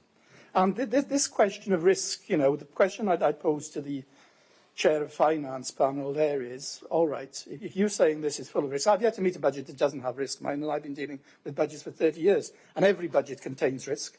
But you say that this has got excessive risk, I think that's what you say. So perhaps you'd like to tell us how you'd address that risk. But no, there's no alternative, otherwise you'd have presented that. On the question of groups not being invited to discussions, all political groups were invited to discussions, and to suggest that they were of a political nature, I think, is rather insulting to those groups who actually discussed matters with us, contributed to this budget, and helped us to find solutions to some of the more sticking and difficult questions within the budget itself. And I say again, I thank those groups for their efforts and for the discussions we had with them. I'm particularly concerned about the discussion and the criticism around education and the way that I've been misrepresented and quoted, particularly with regard to some of the comments being made by the Chair of Finance panel. I have never said that there won't be any job losses or redundancies within our school service. There are every year, for different reasons, falling pupil numbers and because of deficit recovery plans. What I've said is that the funding provided to school as a result of this budget will not in itself create redundancies. And I think, and this is something that I'm sure the Chair of Education at least would be aware of, if obviously the Chair of Finance panel isn't, but if you look at the standard spending assessment, which is a centrally determined assessment for each authority as to what's required to be put into every service to deliver that service. As far as education is concerned this year, and this authority, the figure that's required through the SSA to deliver education is £5.379 million. We've actually put £6.016 million extra into the education budget. So, apology might be appropriate at this stage, because that is sufficient for the education service. There's sufficient funding going into the education budget. The problem you've got with the education budget is historical deficits. And those have been there right through your administration. Yes. And to suggest that you pulled out some magic wand and solved it all is a bit misleading. But the reason that you had this huge change by the end of 2021-22 was because you had a £5.7 million injection very late into the year from Welsh Government going into it. And unfortunately, not all schools, but many schools actually used that funding to write off their deficit budgets. But more importantly, what they did at the same time was to cast aside and make redundant their deficit recovery plans. Had those deficit recovery plans been left in place, we'd be seeing a significant difference now in the way that this budget needs to be managed. But that said, schools, unfortunately, have had to deal with deficit budgets for many years now, and our governing bodies and the staff in our schools have proved more than capable of stepping up to the challenge. It's not ideal, but I say to you again, every service in this council has had to make sacrifices because of the incredibly difficult financial circumstances we find ourselves in. But as a result of the hard work and diligence of our managers and staff, we've managed to come through this, and I'm confident that we can come through that again. So I'll leave it at that, Chair, but I think there are some points that perhaps the 151 officer would like to pick up, particularly around the question of why was the amendments placed against education. And after the 151 officer, perhaps the portfolio holder would like to address the question of the HTR issue that was brought up and the environmental health issue.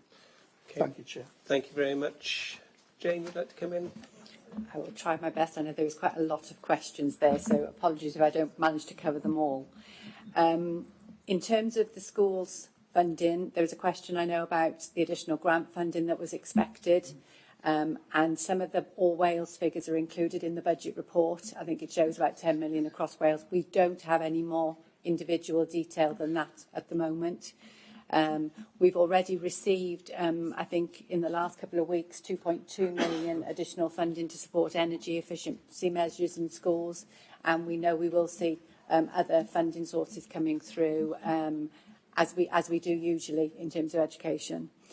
I think one thing to point out in terms of school budgets, we very often see schools presenting their very first budget plans with unrealistic budgets included in them, and often they then have to make recovery plans to come within the funding available. And we see that on a year-on-year basis. And actually, when we look at the outturn on our school budgets over the last 3 years, every year we've seen that perform much better than was originally set out. And I think this is because schools tend to set budgets on a very prudent basis. They don't necessarily recognise the income streams that they can get. They're not counting their chickens before they hatch, so to speak. But we do see that improvement. And I think over the last 3 years, we've seen improvements of 2 million in 1 year, 5 million in another, 7 million in another. So that very first cut of education budgets isn't where they very often end up to be. There were some questions around the IBA and the SSA calculations and why Powys, as part of its formula, received, and Gareth is correct in the 5%. There are other elements of the budget that have increased by higher percentages to take us up to that overall 8+% increase. That is very much driven by expenditure across Wales. So all of expenditure from each authority is taken into the overall calculation from the formula. So it's very complex, and I'm not going to take up time today going through that, but I'm happy to go through that with anybody that wants to look at that in a little bit more detail. I think Councillor David has picked up on whether it is just education that seems to have this adjustment as it's shown in the table. It isn't an adjustment as such. It is us looking at the level of funding that we can provide for our education and for our schools. And that sits alongside the 16 million% reductions that all other services have had to come to the table with. So collectively, that's a reduction of 7.4% across our other services. And as you'll see from the table, that hasn't been applied equally. It's gone through a process of everybody looking to absorb their pressures originally. But then again, when those proposals come forward, it is about assessing the risk and whether some of that was being stretched a little too far. And it is on that basis that the budget plan has been finalised as you see it today. Unfortunately, with delegation and the rules around delegation, that happens slightly later with schools, and it will be those recovery plans and those firm plans that come back from schools that will inform that position. We did engage very early with schools this year. When we were making the council aware of the impact on our budget due to rising inflation, we engaged with schools, governing bodies at that time, and we continue to engage with schools, and we've had positive engagement from our schools as we all look to help them tackle their plans. So that does give me some confidence that we can see our ways through this. I'll leave it there. I'm not sure if I've missed anything, but I'm sure somebody will remind me if I have. Thank you very much. So I will bring in as those two questions related to portfolios. So Councillor Richard Church, first of all, please. Thank you, Chair. I'd like to respond to the question relating to the Environmental Health Officer, which is a very reasonable question, a very good question to ask. And it was introduced with reference to the recent outbreak at Abergavenny, and I would like to pay a compliment to our environmental health staff for the brilliant work they have done over recent years with the succession of incidents, health incidents that have happened within our county, of course, of which that latest one, which has impacted some residents in our county, is just one. And we've also had, of course, bird flu, we've had strep A, and we have had the continuing consequences of COVID. And I think our environmental health team often don't get the same profile within the council as other departments of the council do. And the work that they do is absolutely fantastic, and I wish to pay tribute to them. And I think I entirely agree with Councillor Gareth that we should take the opportunity to inform ourselves as councillors somewhat more about their work through a member development session, and I have asked for that, and I will continue to urge that that is added to the programme of member development sessions. This is one post which is we're talking about today. It's a post which is currently vacant and has been vacant for some time. It's one of 3 posts which have been vacant, and our environmental health team, as with many, many other teams within the council, are struggling at present to fill vacancies. It's a problem across the council, as many people here will know. If we are able to fill the other remaining vacancies, and I have some confidence that we may do that, then in fact we will have more environmental health officers next year, even with the removal of this one post, than we've had over the past year. So I hope the service that we will able to offer actually improves. Now, of course, there is risk in this. There's no denying, as Councillor Thomas says, there's risk in all budgets, and we have to address that risks, and that is the purpose of the risk assessment.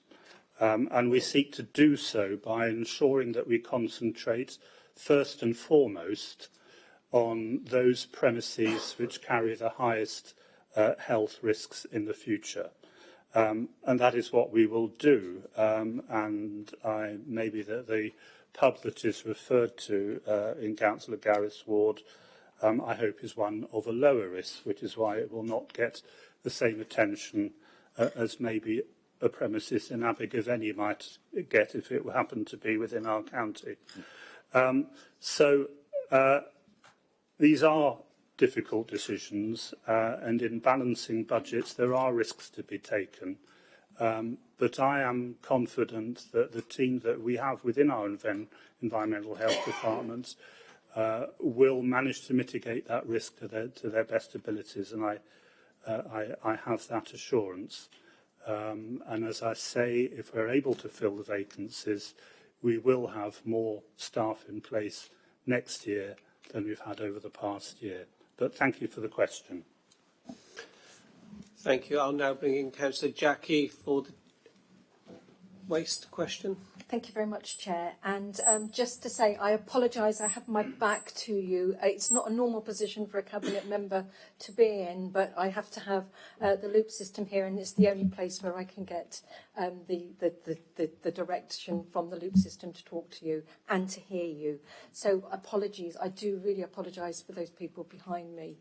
I think there are two things here, and thank you for giving me the opportunity to go over the two things which I think have come out of this discussion this morning.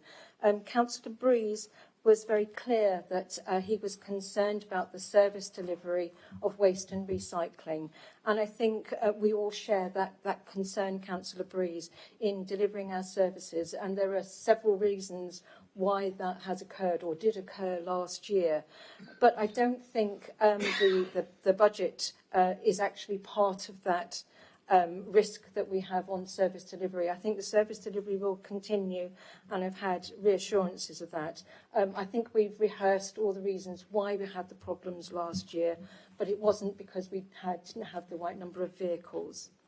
I think the other area that came out in the discussions that we've had this morning is about the risk to our services if we reduce the reserves that we have available for our HTR vehicles.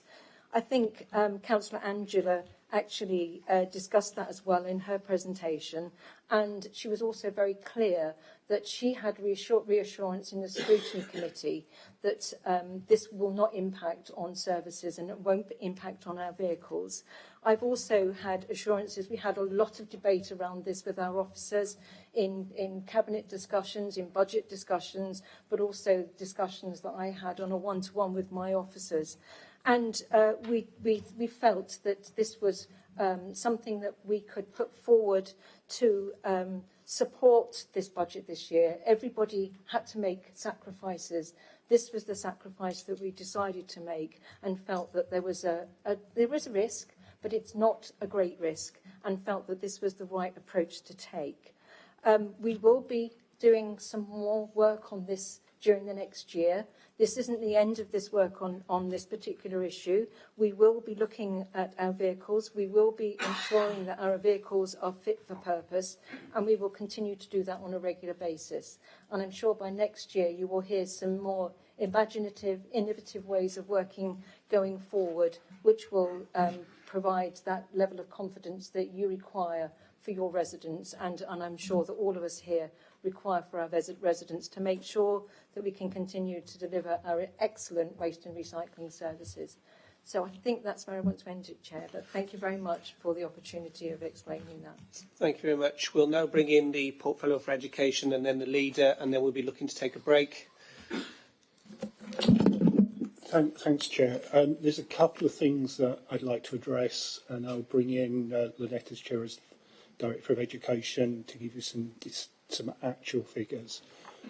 First thing I'd like to address are the comments made by Councillor Breeze in his presentation, which tended to paint the picture that Powys are taking a chunk of funding out of education and that we're in some way alone in this. I have to say, sadly, it is not just Powys that is having to pass on some of the pain of the inflation and pay increases, but it is councils across Wales that are having to tackle this. So we are not alone.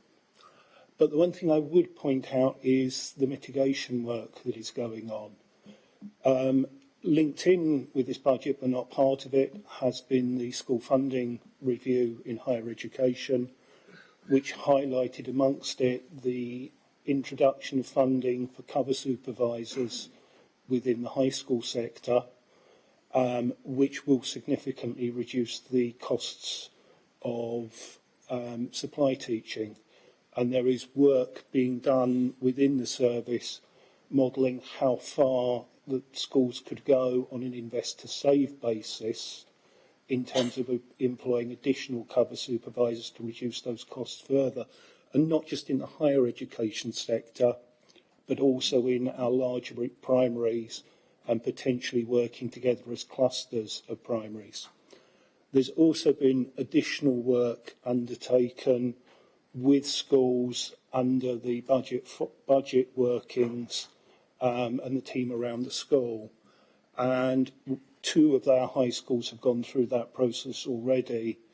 We're waiting their responses at this time, but in talking to one of the heads, they said it was a very challenging but very positive process, and we expect to see that mitigating a lot of the changes as well.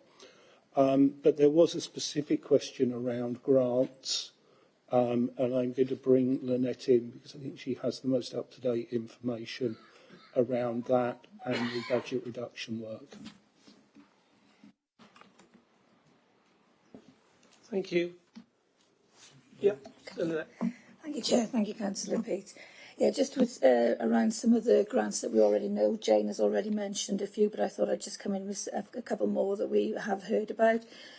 We do have the 2.2 grant that's come through for energy support. We have the £10 million, 5.5 million of that across Wales around recruit, raised and around recovery of standards, RRR.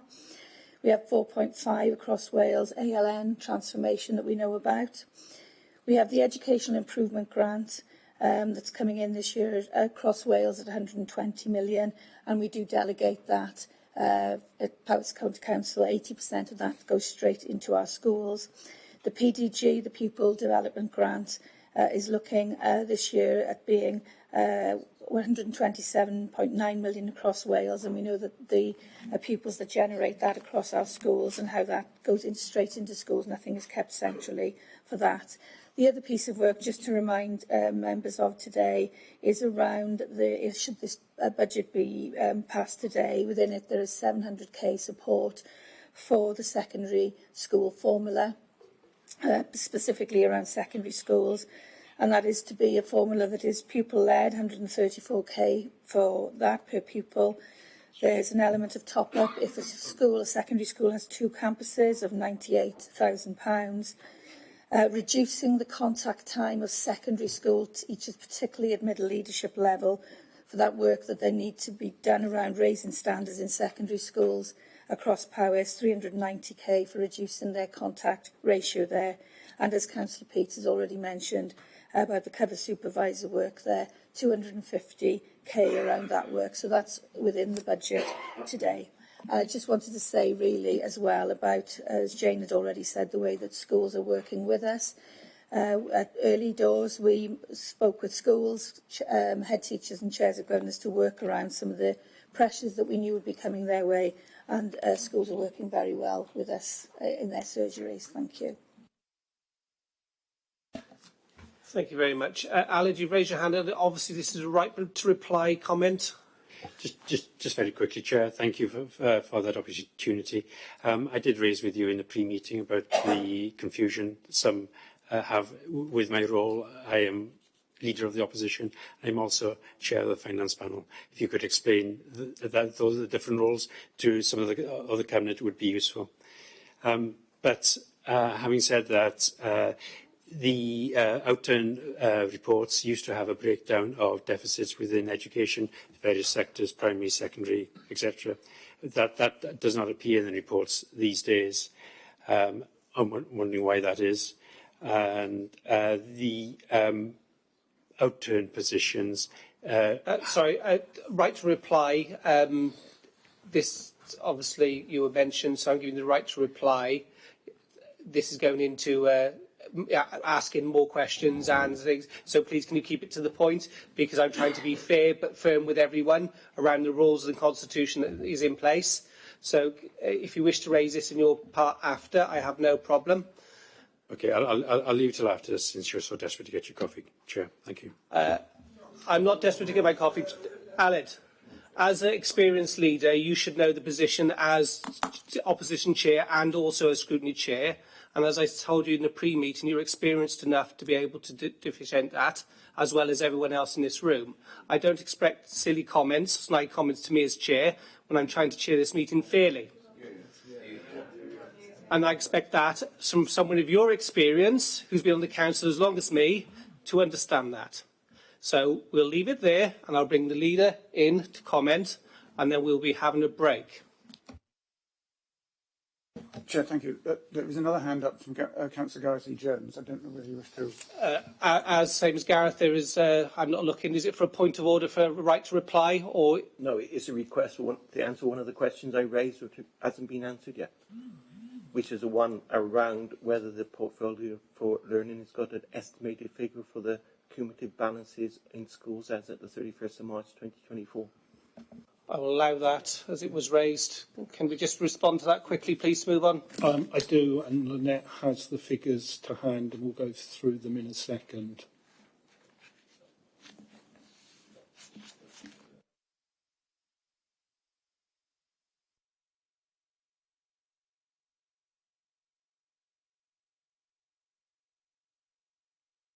Okay. Yes, so the projective is the 31st of March 2023. Is that what you're asking for, Gareth? No, 2024. 2024. Right, I'll get that over the break if that's okay. Is that okay? Okay, thank you. Then we'll respond to that before we go to the next section. Jane, would like to come in? Okay, right, we'll just part that if you're happy, Gareth, and we'll come back. So I'll take the leader, and then we will have a short break. Thank you, Chair. I will be brief, and I'm sure people could do with the short break as coffees and teas have worked their way through the system. First of all, I'd like to thank all the members who have contributed today. Particular thanks to the portfolio holder for finance, who has, I think, presented the budget in a very measured and sensible way and made the case very, very well. But all the contributions have been, in my opinion, very, very good, thoughtful, and this has been a very thoughtful debate, and I think that's and constructive, and I think that's a very good thing. I just wanted to reassure members, because it was stated that the first speaker, Councillor Graham Breeze, mentioned that his group has not been invited to participate in budget discussions. I have to say that is factually untrue. I did send more than a month ago an email to his group leader inviting her and her group members to take part in the budget discussions, and that we were open to all views. And indeed, I said very clearly that I hoped that we could achieve a consensus around this budget, given the circumstances and given the way the makeup of the council. We have a balanced council, and it's right that we should achieve as much consensus as possible in all the decisions that we make as a result of that. So that isn't true. His group leader didn't respond to me on that issue, and that's absolutely her right not to do so. But I just thought I needed to put the record straight. But in all other respects, I think this has been it's been an extremely difficult process, exhaustive and exhausting for all of those involved. but I think we've come to a better place than we ever thought we could.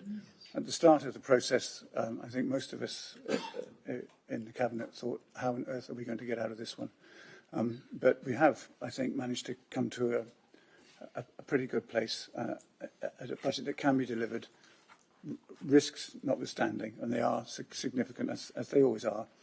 But it's not going to get any easier in future years. So if we can, it's really, really important that in the coming, if this budget is passed today, and I very much hope that it is, that we deliver to that budget, because there is no room for error, I have to say. And I will say no more than that, Chair, than to thank all those involved in its preparation. Thank you. Thank you very much. Obviously, Councillor Helen Hume is not here and she hasn't got the right to reply. So, obviously, if that can obviously if you're happy, Graham, obviously, if it is factually incorrect, either way, we can address that next meeting. Are you happy with that? Because I think, obviously, in open and transparency. Thank you very much. Okay, members, it is coming up to 1. We've been going for over 2 hours now. Would you like a short break or would you like a lunch break? Can I have some guidance off yourself?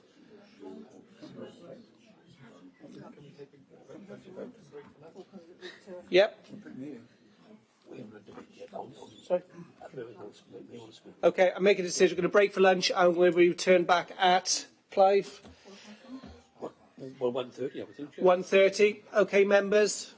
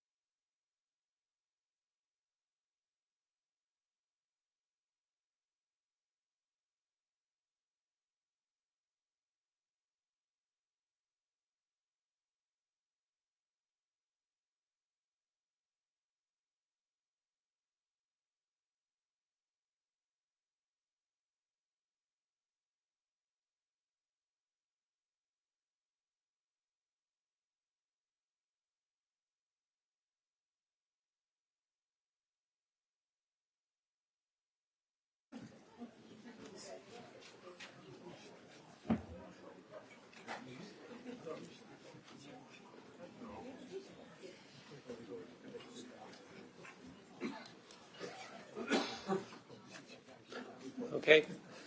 Thank you, members. Welcome back to this afternoon session. We'll now, obviously, we've had the comments from the group spokespeople and also the scrutiny chairs. We now go into the budget debate, and this is for all members if they wish to speak. Again, if we are starting to repeat stuff, I'll obviously ask you to refrain from that. And if you can keep new points, obviously we can move on from the previous debate. Part of the debate and go into this one. So, is there any member wishing to comment on the budget or ask questions? Please indicate now. 2. Thank you, Councillor Ian. As emailed to you all, you have 3 minutes in this session. So, Councillor Ian. Thank you, Chair. First of all, I'd like to invite the finance portfolio holder to correct the record on a couple of things. First of all, he said that inflation was at a 40-year high. I believe it's started to come down now, so perhaps he could correct that. But also he said we're in recession, which I don't believe is accurate. So there's 2 points of accuracy need sorting out there.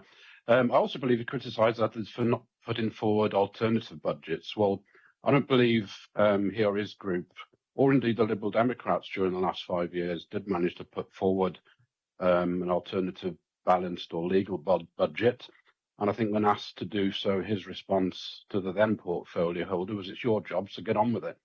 So I think he should perhaps take a leaf out of his own book and get on with it now. Going forwards, I would also like to check with our monitoring officer. It's been made clear to me today that there may be members of other groups who have perhaps struck deals or come to some sort of arrangements in order to vote either in favour of this budget or sit on their hands. And I'm just wondering if that would equate to a conflict of interests. To me, it looks as though there's, influence has been cast there to sort of, make somebody vote one way or the other. So I'd like clarity on that. But the main thing that really sort of gets to me over this whole thing really is that last elections, we had Liberal Democrats saying things like, and I quote, "Let's work together and get a different leadership in Powys. The only way to do that is vote differently on May the 5th. The Tories and Independents promised this agreed position, which relates to 5% for the next 5 years, and the Liberal Democrats will scrap the 5% and reassess to lower the council tax for you."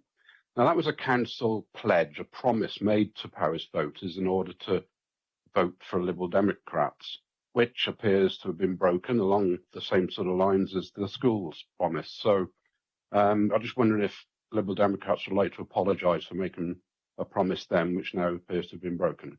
Thank you, Chair. Thank you very much. There's lots of political comments in there. Can we pick up the ones that are relating to the budget, please? Can I confirm, yes. Chair? Thank you, Councillor Ian. I can confirm that there is no conflict of interest, there's no predetermination, and there's nothing which precludes what normally happens in politics. Thank you very much. Would any of the portfolio holders wish to comment? David? I'll pick up 2 points that Councillor Ian suggested that I'd included in the report. One was the fact that inflation is running at a 40-year high. So that takes us back to 1983. I can't remember a time between 1983 and 2023 where inflation was running at above 10%, almost 11%. Perhaps you could correct me if I'm wrong and tell me which year that was in. And what I said was that the UK is entering recession. And I think that's still a strong possibility if you look at all the economic forecasts and indicators out there. So I didn't say the UK was in recession, I said the UK was entering recession. Sure. Thank you very much. James, did you want to come in? Thank you, Chair. If I could address the issues around things that were said before the election and campaigning promises or pledges. The issue around the 5% council tax. That's a reference to the fact that the medium-term financial plan in the previous council and it's carried through into this one had as its basis an annual increase of 5% on the council tax. Now, in previous times, the proportion of the council tax increase which had made up of the fire levy has been well less than 1%. I mean, down at 0.2, 0.3%, I think, of the total. I think there's a reference to that in the report. At this time, but we've seen an absolutely massive increase in the levy imposed upon the council by the fire authority. And I'm not going to criticise the fire authority for that. That's what they say they need, and we're obliged to pay for it. Or rather, the council taxpayer is obliged to pay for it, to be accurate. But if you actually look at the proportion of the 5% that is made up of money that will come to the council for the delivery of services, that's about 3.8%. So I don't believe we have broken the pledge. And in any event, things were said back in March of April of last year when inflation was running at about 3%. And we've seen an absolutely enormous increase in costs and a significant traction in the public finances, which has inevitably fed through to local government. And the situation we live in a very, very, very different world. And I think it's a real achievement to have kept council tax to the level, or suggested level, proposed level that we have. And we compare well with other rural authorities across Wales. If we can manage to deliver this budget with the council tax at this sort of level, I think in the circumstances that's something we should be pretty pleased about. Thank you. Okay, members.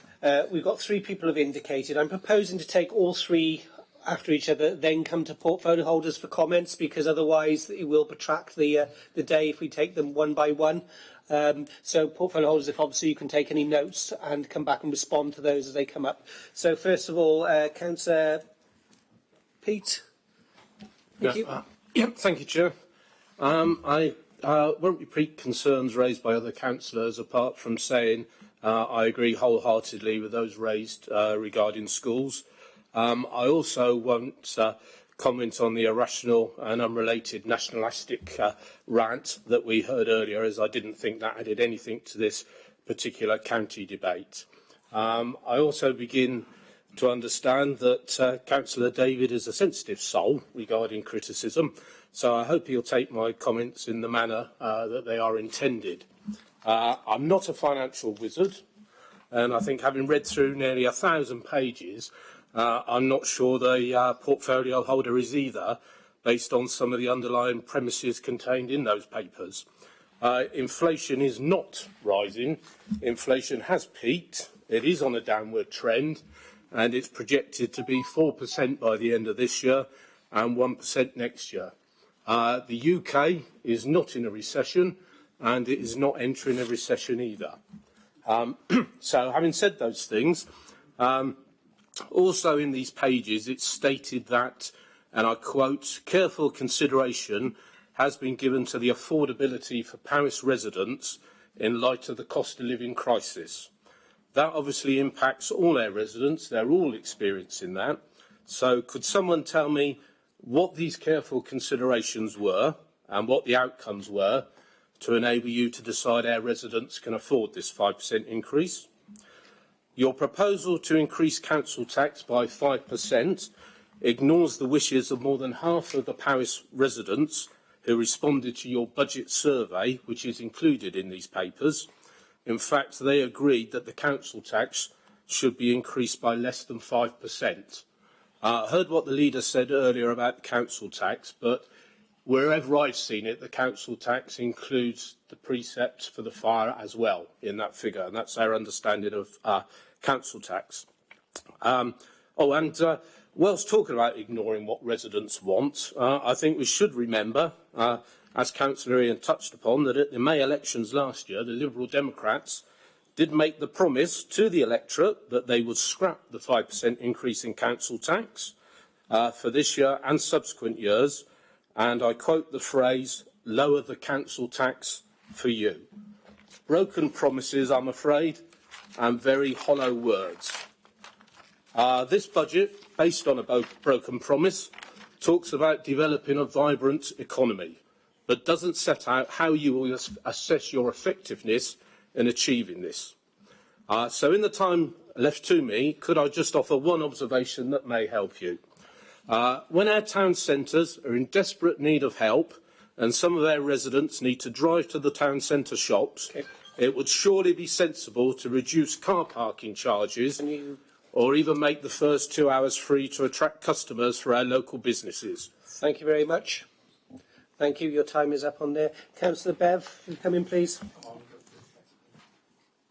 Diolch. Thank you, Chairman. We've heard many comments this morning about various services, a lot about education, but there was just one point I wanted to raise, please. Just before Christmas, the portfolio holder sprung on us the leisure centre cuts, which resulted in the centre in my ward, which was proposed and earmarked for closure, along with 2 others and all the swimming pools. After a huge public backlash and some discussions, there was a Cabinet U-turn and leisure centres were reprieved, which I thank the Cabinet and the portfolio holder for that decision to reprieve them. But now, following a deal or agreement, whatever we want to call it, some discussions have taken place, and the 287,000 ring-fence for leisure centre energy costs has now been redistributed, or is being proposed, it will be redistributed to education. And I just wanted to understand how we go from a panic where we have to close leisure centres, they then get reprieved, but now we're reducing the funding, and it's just all rather confusing. So I just wondered if the portfolio holder could possibly offer some clarity and reassurances regarding just that small point, please. Thank you. Thank you. Councillor Peat, your hand's gone up. Is that for... No, that's fine. I just wondered if... It would have been if there was a chance to just finish off the last 10 seconds. Yeah, 3 minutes. We're all emailed everyone before. I'm trying to be as fair as possible. Yeah. Okay. Councillor Joy. Thank you. I understand that the council needs to raise the budget to pay for services, but as anti-poverty champion, I would like to remind people of how people are now suffering. with all the increases that are affecting them. It's not just about the council tax rise. People are having to pay for rises in their fuel, their energy, and for food prices that are increasing daily. These are affecting their budgets. It's affecting families and how they can live. People are suffering. We're seeing food banks full and overloaded. It's awful to watch what's happening. I know that some of my residents are entitled to help to pay the council tax, but there's so many that aren't. Many are working families that are only just above the limit, and then by the time they have to pay the council tax, they're way under the limit and are being pushed into poverty. This is so concerning as I'm watching and seeing in my ward and in other areas how poverty is beginning to become an absolute blight to our society, and people are really struggling. Not only is this affecting our society, but it's affecting their mental health and well-being. I just feel that I need to make this point very clear, that everything we do does affect our residents. And yes, I do appreciate that we need those services, but I really do have to speak for the people that haven't got that money in their pockets to pay these bills and will really be hurt and struggling once this is this rise comes into place. Thank you. Thank you. I said we'd take three, so if we can respond to those three, and then we have two more members wishing to speak. Cabinet members who wish to come in, please. David. Thank you, Chair. With regard to the comments made by Councillor Peter, I can assure you I'm not a sensitive person, and I'll address your points head on, directly. With regard to inflation not rising, it was rising at the time this report was being put together. I do accept the fact that it is going to drop off in the next 12 months, and all the forecasts indicate that.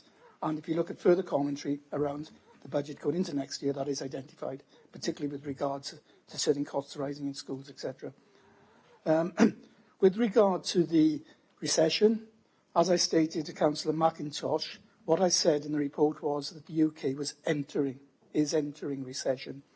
And that's based on a statement from the Bank of England, rate setters, and they stated on the 21st of the 2nd, that's this month, outlook for the UK economy, they expect GDP to shrink by 1% this year, and it'll be the first GDP nation to probably enter recession. So that's where that statement's coming from.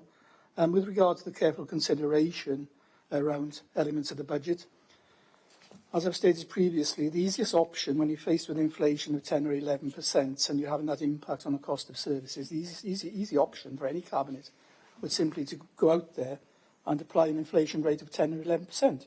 And that would cover the majority of the pressure that you've got within your budget. But we've had to consider what impact that would have on the residents of Powys and on their household budgets. So we accepted the challenge, and our heads of service and portfolio holders accepted the challenge that they'd look for those savings within their budgets through efficiencies, service redesign, and income generation.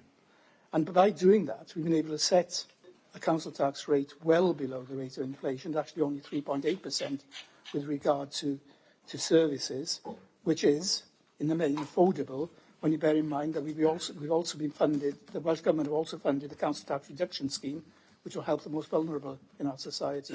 And there's also the discretionary scheme around that as well. So that's where the careful considerations element comes from. Thank you. Thank you. I'll now bring in David as portfolio holder for leisure services, and then I'll bring in Matthew to respond to the poverty champion. Thank you, Chair, and thank you for the opportunity of talking about our leisure centres and leisure services this afternoon. Just to respond particularly to what Councillor Beverley has just said, I was presented and Cabinet was presented before Christmas with a situation where we had, in the current financial year, a potential overspend of £287,000 on the budget that we needed to cover. We talked and worked with Freedom Leisure to work in ways in which we could do that. And we came up with 3 emergency measures two of which are still in play, two which actually were carried out. One of them was to increase our charges across the board. We had to do that in an emergency way, and our contract with Freedom Leisure covers that type of relationship. Number two, we extended the closure at Christmas by a few days, again making savings across the whole of the leisure centres. And thirdly, the difficult decision to look at closing temporarily, extending that Christmas closure for 6 leisure centres for a period up to the end of the financial year, the 31st of March. Didn't want to take the decision, but had to. The task for me as a cabinet member is to work on facts as presented to me. That was the facts that we had at that particular time. We took a decision. The term U-turn is something I never recognise, whoever it's accused of doing that. What has happened is that the facts as they were and changed in that we had a better than expected settlement from Welsh Government. And I was determined that if we had that, then leisure services got their fair share of that, and we were able to reverse the decision. Now, you can regard that as a U-turn. I regard it as a sensible decision based upon the facts that we were presented, and we changed that. So therefore, what I'm able to say today, this afternoon now, is if you vote for the budget that is in front of us, the guarantee is there that we have the funding and the commitment to keep our leisure centres, all of them, open for this financial year. And that includes covering the costs of the utilities that are rising for all the reasons we discussed and affect... Can I just gain clarity that when you say if you vote... I can't hear. Sorry, Jackie. Can I just gain... You're saying if you vote for the budget, yes, you won't close leisure centres? Yes. If someone votes against the budget and there is a leisure centre in their ward, are you saying that there would be an impact on them? Or can I have clarity on that? I'm just asking for clarity. That's not what I get where you're coming from. You want clarity around it. I'm really hopeful that it isn't, and that's why I thought I would give the opportunity for Councillor Selby just to clarify that, because I'm sure that it isn't. But I think, as a point of order, I just wanted to make sure that he has that opportunity. Thank you, Chair. Well, my opportunity is to say that the budget that we have put in front of you today includes the complete funding for all leisure centres for the next financial year. I can't predict what another budget might do. All I'm saying is that the best way, from my point of view, of that opportunity, that commitment being said, the commitment is there clearly, and the budget needs to pass to be able to carry that out. So if the budget passes, not if you vote for the budget? Yeah. Well, it's fine. I think I've made the point. I think I understand. I think the point is made. We'll move on from there. I think everyone read that comment in different ways. I read it different, but obviously the point has been raised and it's been clarified. And so we go now to... Can I just finish the point, because I got interrupted? Yes, if you can, please. Obviously, I'll do it very quickly, Chair. Yeah. And that is to say that the other key element of what is being proposed at the moment, and it's underway, is that there will be a full review of the leisure services, which includes the leisure centres. I'm keen that we find a way forward, a sustainable way forward. It is not about which leisure centre may or may not close. It's about saying this is the leisure service that we want to have for the next 10 years. That includes a review, because that was mentioned earlier on, a review of the Freedom Leisure contract, as will come at the time it is to do that. I'm absolutely committed for this council to have a sustainable leisure service, including indoor and outdoor leisure services. Thank you, Chair. Thank you. Matthew, Poverty Champion. Thank you, Chair. Thanks, Councillor Jones, for your comments. I know you're a passionate campaigner on this issue, and somebody who's driven by tackling the issue of poverty in our communities. I think this budget does address the concerns that you have, Councillor Jones. It's not like its predecessors that increased charges and cut services. This budget brings forward investment for key services like education, social care, and we'll be building more council houses. If you look at the capital plan for next year, we've got £13 million to build and acquire new homes into the housing stock, giving people in Powys a key to their own front door and the dignity and security afforded to them by a council tenancy contract. That's a huge step forward, and one that we should be proud of. The council is rolling out universal free school meals across our schools estate to support children, young people and families in Powys. We pay the real living wage in Powys, and we're extending that to social care workers and recently extended to apprentices in the council. You know that we established a Child Poverty Task Force. In fact, you've been an influential and key player in developing that work. And earlier this month, we launched the Child Poverty Action Plan to be able to take meaningful action here and now in this council term to lift children and families out of poverty. You were at the conference, you were supportive of the work that we were doing, so I think you understand how this budget is enabling us to take that work forward. We were an early council out of the starting blocks in developing a cost of living advice hub based on feedback from members like the chair of the Economy, Residents and Community Scrutiny Committee. We've got an online hub with lots of resources that are updated and managed regularly by the local authority, providing advice and support to people. We established nearly a £1 million fund on a discretionary scheme to enable us to support people with the cost of living. We've been able to use that fund to give money to food banks, the charities and voluntary organisations that you're talking about, that you're involved with in your community. So we're putting money into those communities, sending it out from County Hall into communities to support people who are dealing with the impacts of the cost of living crisis and the growing poverty scourge in our communities. We established warm spaces, a network of more than 50 warm spaces in the local authority to provide people with a safe, secure space where they could go to be able to keep warm because of the energy crisis that we're facing in this county. The community sector and the voluntary sector in Powys has been a real key partner in developing the response to the cost of living crisis. But we can't shun responsibility, Joy, and this budget doesn't do that. This budget aligns our resources and all of our might to be able to deal with the challenges that you've so eloquently outlined when you spoke today. So I hope you can reconsider, Joy, because without this budget, I think the fate of people in our communities will be less secure. We need to build more houses. We need to take robust action to support children and families, and we need to help people out of poverty. I think this budget does that. Thank you. We have 3 members now indicated to speak. Councillor Jeff Morgan first. Thank you, Chair. I'd just like to say I'm going to be voting for the budget today, but hear me now. We can't carry on like we are. This place is like the Titanic heading for the iceberg, and everybody's looking the other way. David and Jane have already said today that there's need for change. Difficult decisions need to be made. We all know where it's going to end. It's going to end with jobs going from here, and we're in danger of losing some good people. So I think we need to get ahead of it. There's 100 jobs advertised on the website. If you average them at 25,000 a year, it's 2.5 million. 2% of council tax. Get rid of them is a lot easier than actually looking somebody in the eye and saying, sorry, we've got to let you go. We're 10 months in now, and it's not been a bed of roses, to be fair. But it's your budget now, and I'm willing to give you the chance to grasp this nettle and take these tough decisions. But hear me now, I don't want to be here 12 months' time in the same position. Thank you. Thank you. Councillor Lucy Roberts.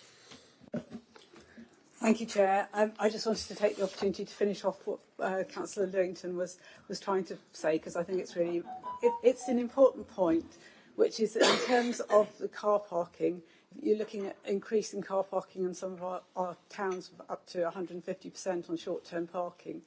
These are businesses that are really struggling at the moment, and if we're talking about a vibrant community and wanting to get communities going again and encourage our shop owners and our publicans and cafe owners, we need to have cheap parking.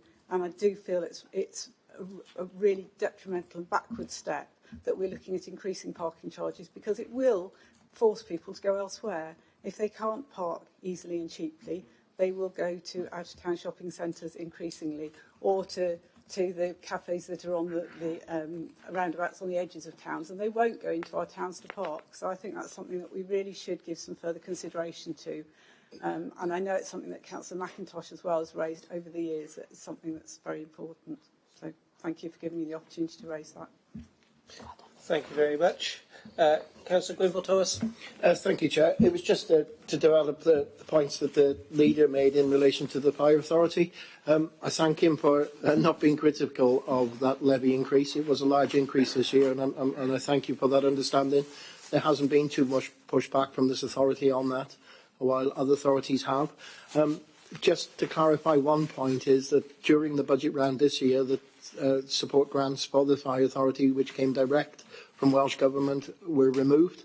Those support grants will be or are being paid direct to the authority. So that 1.2 increase isn't as severe as it's made out to be. But I do acknowledge it's a large increase this year on previous years. But there is some solace that I think the Pilot grant and the revenue support grant is paid direct to the authority, which is then passed on to the Pilot Authority. Thank you. Thank you, Gwyn, for that insight. That's very helpful. Chris Walsh. Chris Walsh.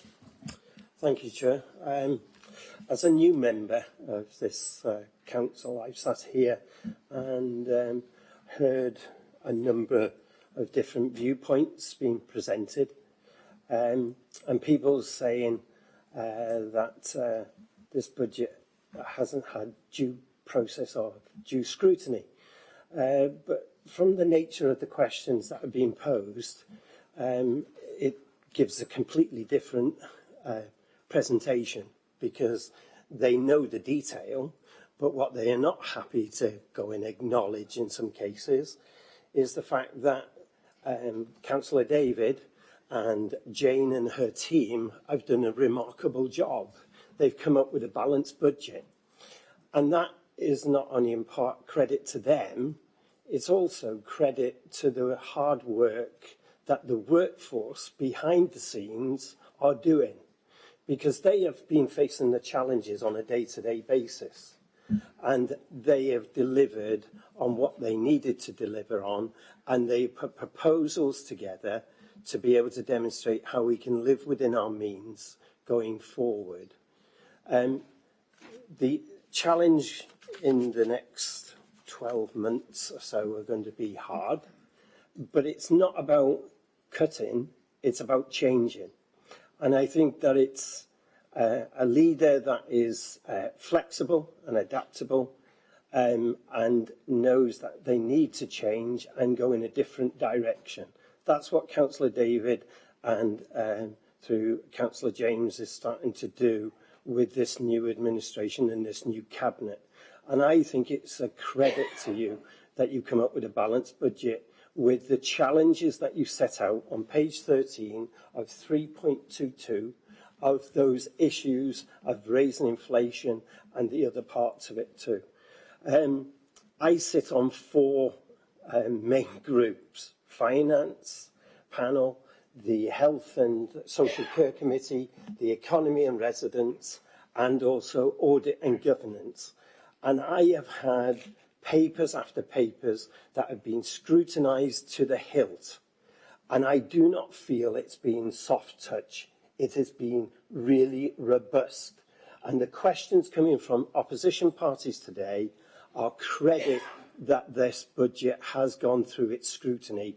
And I'm prepared to give David the support today in getting this budget through, because I agree we have taken a decision to put a small increase in council tax in real terms compared to what it could have been, and I think that that's acknowledged the cost of living to our communities. So it is about change. Thank you very much.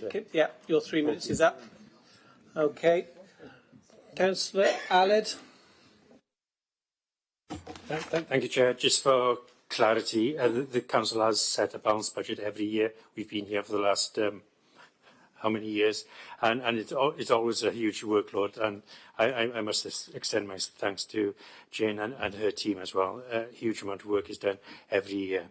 Not everything has gone through scrutiny. The 500k to schools, how that is going to be divvied up between the various schools has not gone through scrutiny. And mentioned the fire levy, and the especially large one this year. Increase, but you forgot to mention the fact that the actuaries delivered a £1.7 million windfall, which more than balances the increase in fire levy. My question is, has all the proposals that Councillor Elwyn mentioned in his araith, have they all been costed? And where's that funding coming from? Thank you. Thank you very much. I'm going to take Councillor Gareth Jones as it is. He's able to come in now because obviously Aled has spoken. It will be the 3rd time, but just for clarity, first of all, First of all was as group leader. Secondly was as finance portfolio, and this capacity, the 3 minutes, is entitled to in the Constitution as personal as member. Okay, so Gareth, I give you the same opportunity. 3 minutes. Thank you, Chair. I'll only need one of them. Just a point of clarity, if someone can provide this for me. The £1.2 million saving in the budget proposal for HTR for the reduction in reserve of 23-24 is a one-off, and that's been built back into the budget for 24-25. Would I be right in assuming that HTR will be asked to make that £1.2 million saving in 24-25 in addition to any other additional savings required? Okay, thank you very much for that question. There's a number of questions we'll answer to, and then I will test the floor to see if we go to the vote, as there's no other indicator at the moment. Jane, would you like to come in on the points, please, that you are able to?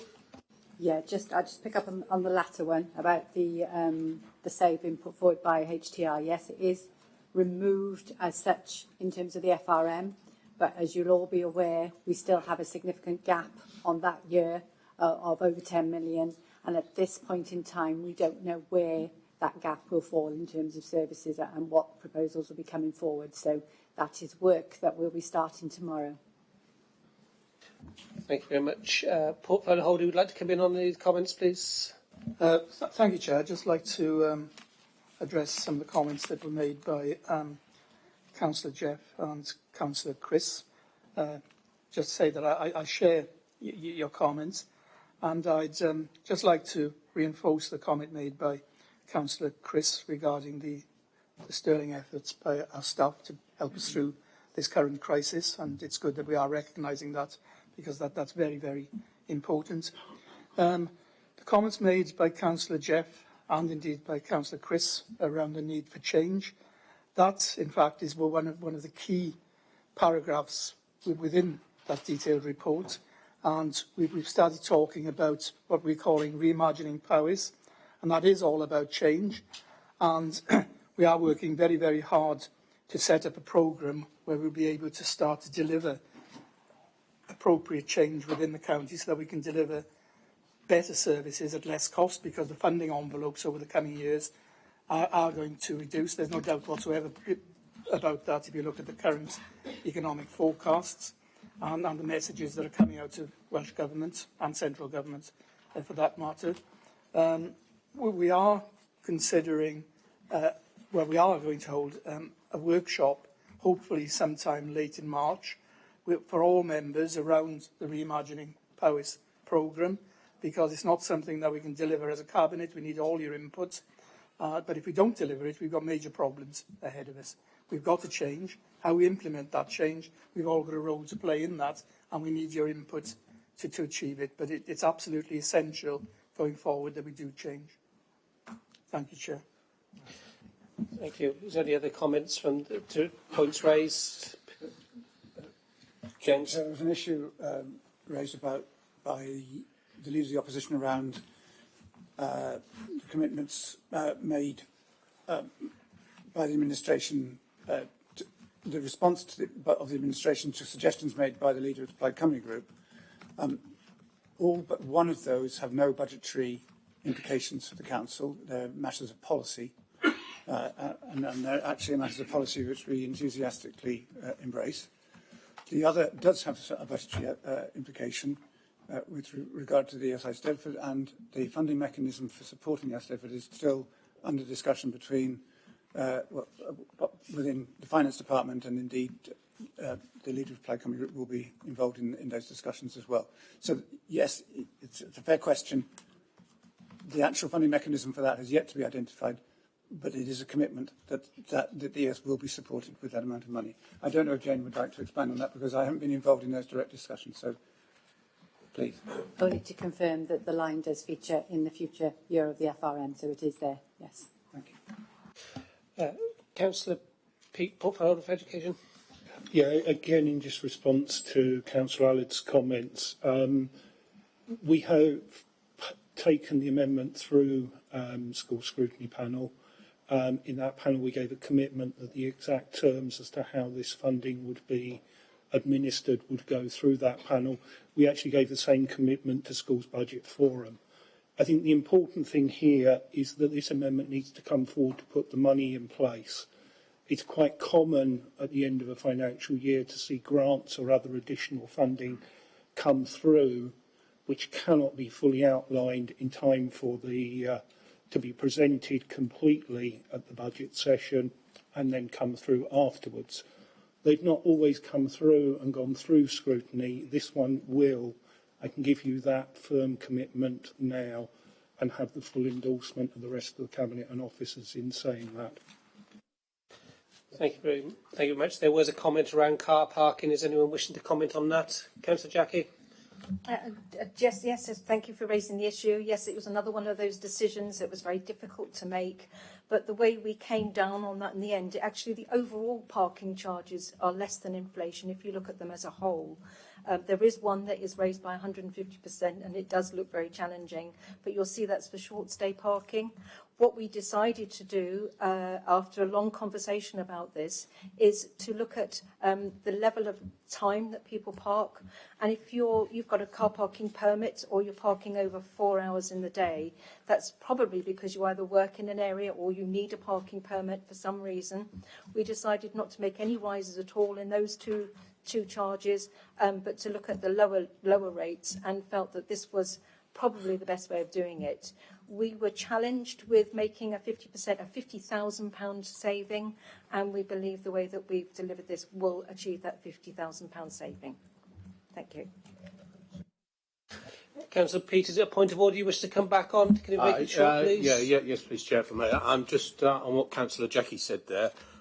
Mentioned the 150% and everything else was in line with inflation, unless I misunderstood you. But I think up to 1 hour has gone up 40% in a short stay, and in a long stay it's gone up 25% for 2 hours. So that's considerably more than inflation. I would love to have it clarified, and perhaps we'll look at that again, Councillor Pete. But from memory, if you looked across the whole level, you will see that in total it was less than the rate of inflation. Okay. The paper's there, and I'm sure we could spend a lot of time debating that. So, members, we've had a good debate on this. There's no one indicated. I feel that we should go to the vote. Is anyone wishing to speak or object to that? Everyone in favour? Yes. Okay. Clive would like to go through the protocol for the vote. Thank you, Chair. We've traditionally done this in partly some recommendation we've taken individually and some in block. And that's what we've discussed this morning in group leaders, and was agreed that we would do it that way. So we will do 1, 2 and 4 individually, and then we'll do 3, 5, 6, 7, 8 and 9 in block. Everyone content? 1, 2 and 4. Yeah. So they will come up obviously individually with you, and we've set the system up that way. So can we go to the first vote, please? And this is the vote 1, MTFS for 2328, as set out in the Appendix A of the report, be agreed in principle.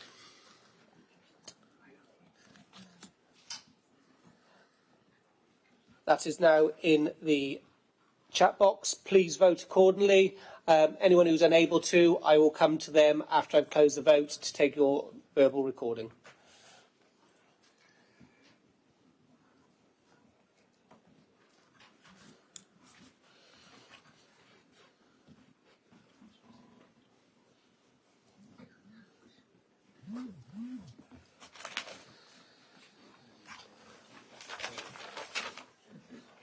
Okay, we're going to be closing the vote now in 5, 4, 3, 2, 1.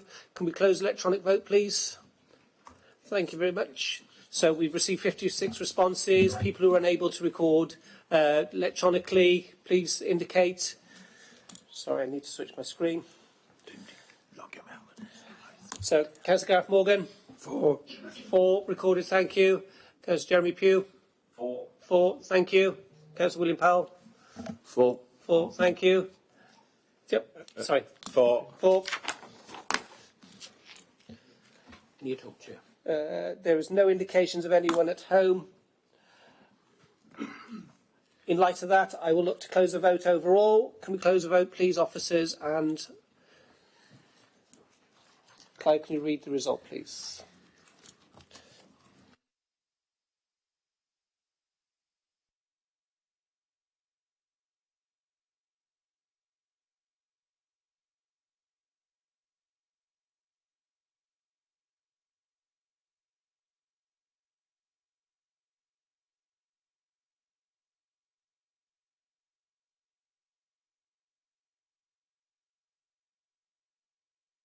Thank you, Chair. Thank you, members. We have 42 votes for, 1 for against, 4 abstentions. Total number of votes cast 60. 6-0. Thank you very much. We'll now go on to vote number 2, which is revenue budget for 2023-24, with the inclusion of a 5% increase in council tax in 23-24, shown in the financial resource model in Appendix B and Table 4 of this report. Can we go to the vote, please?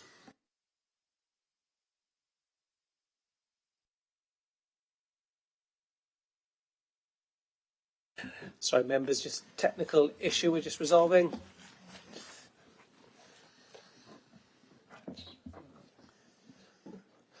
I do remember the days when we had to go around individually, one by one. Yeah. Took a long time, didn't it? That did take a long time, yes.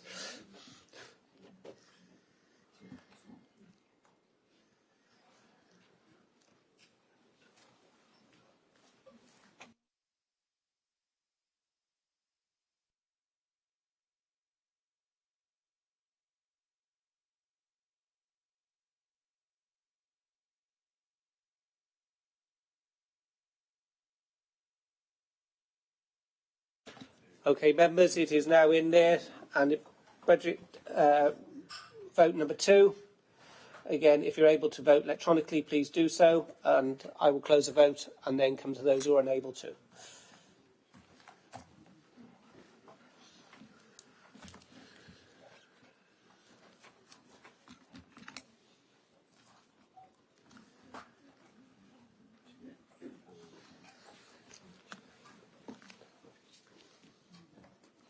Okay, I'm looking to close the vote now in 5, 4, 3, 2, 1. Can we close the vote electronically? Thank you.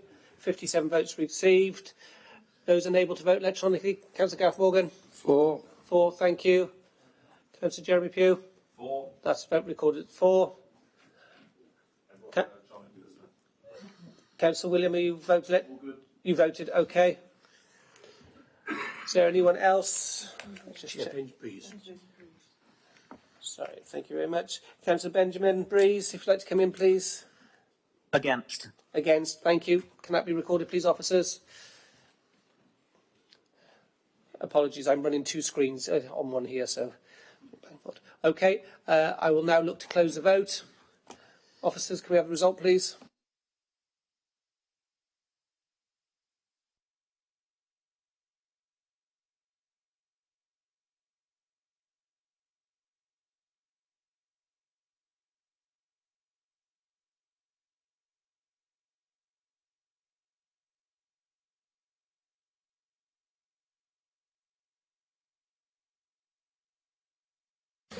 Thank you, Chair. Thank you, members.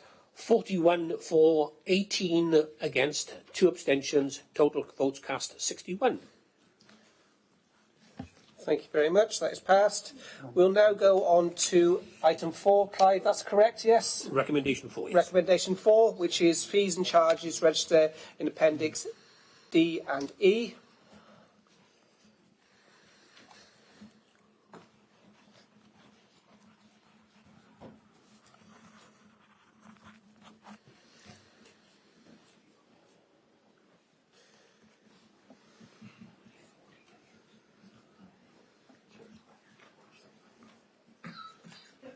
Sorry, Councillor Amanda. Yeah, apologies, Chair, just to say that I have to go after this vote due to childcare issues. I fully understand.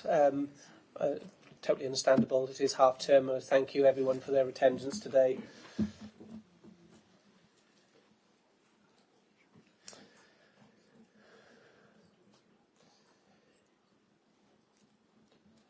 Okay, members, it is in the chat there. If you're able to vote electronically, please.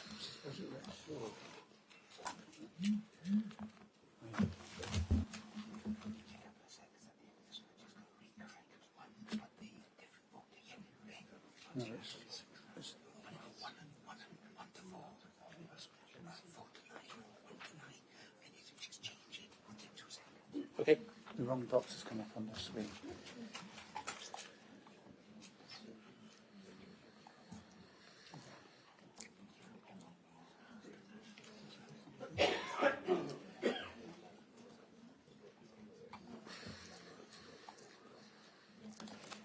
Okay, we have 56 received. I'm going to close electronic vote now. 5, 4, 3, 2, 1. Electronic vote is now closed.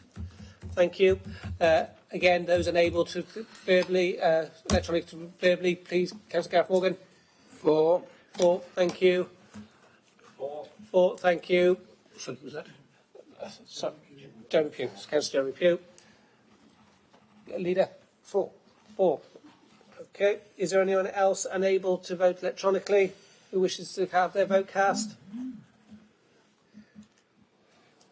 No. Okay. I will look to close the vote.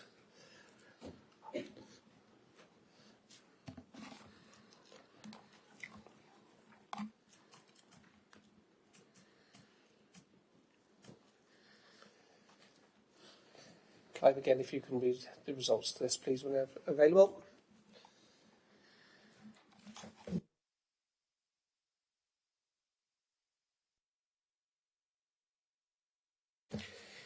(43-4), 14, 1 against, 3 abstentions, 60 votes cast. Thank you very much. We'll now go into the block voting on 3, 5, 6, 7, 8 and 9 within the report pack. Clive, do I need to read these out?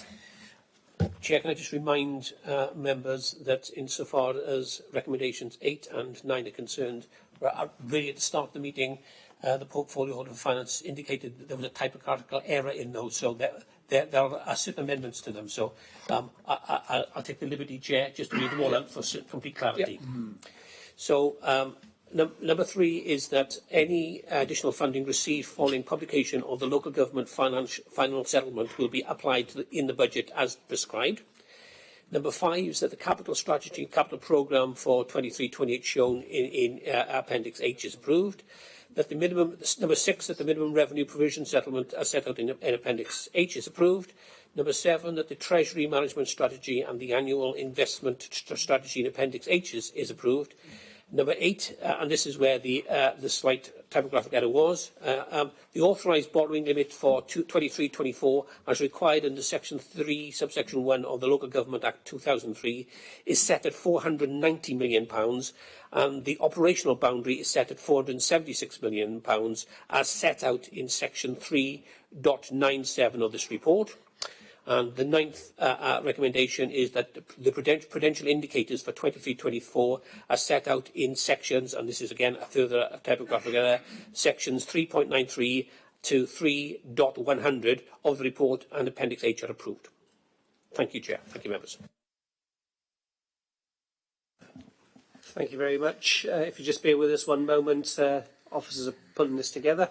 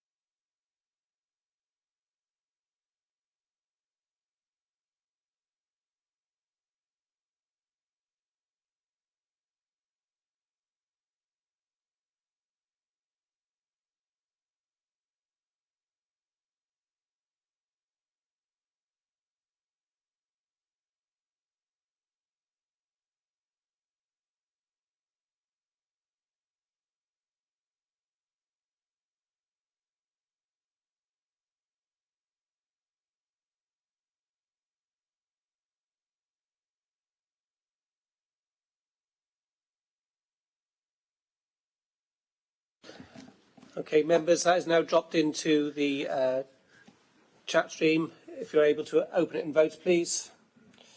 So budget recommendations 3 and 5 to 9.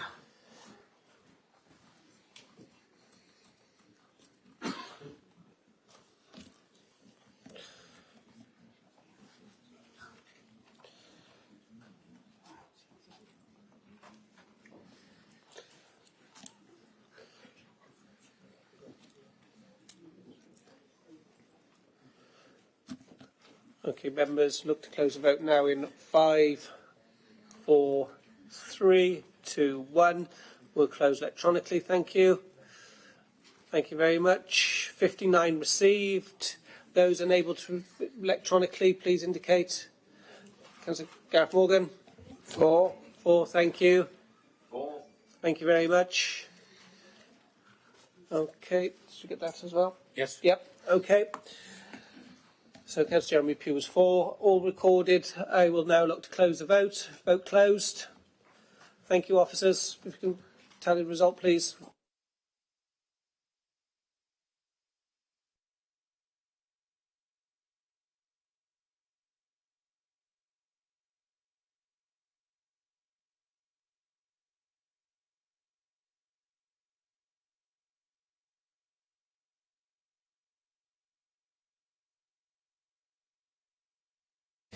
Thank you, Chair. Thank you, members. 45 for, 12 against, 4 abstentions, 61 votes cast. Thank you very much. That concludes the budget vote. We now move on to agenda item 5, Corporate and Strategic Qualities Plan 23-27. James, I believe you're leading on this. Thank you, Chair. Well, thank you, members, and thank you for a good and honest debate this morning and this afternoon on the budget. And we can now move on to the next item on the agenda, which is in my name as Leader of the Council.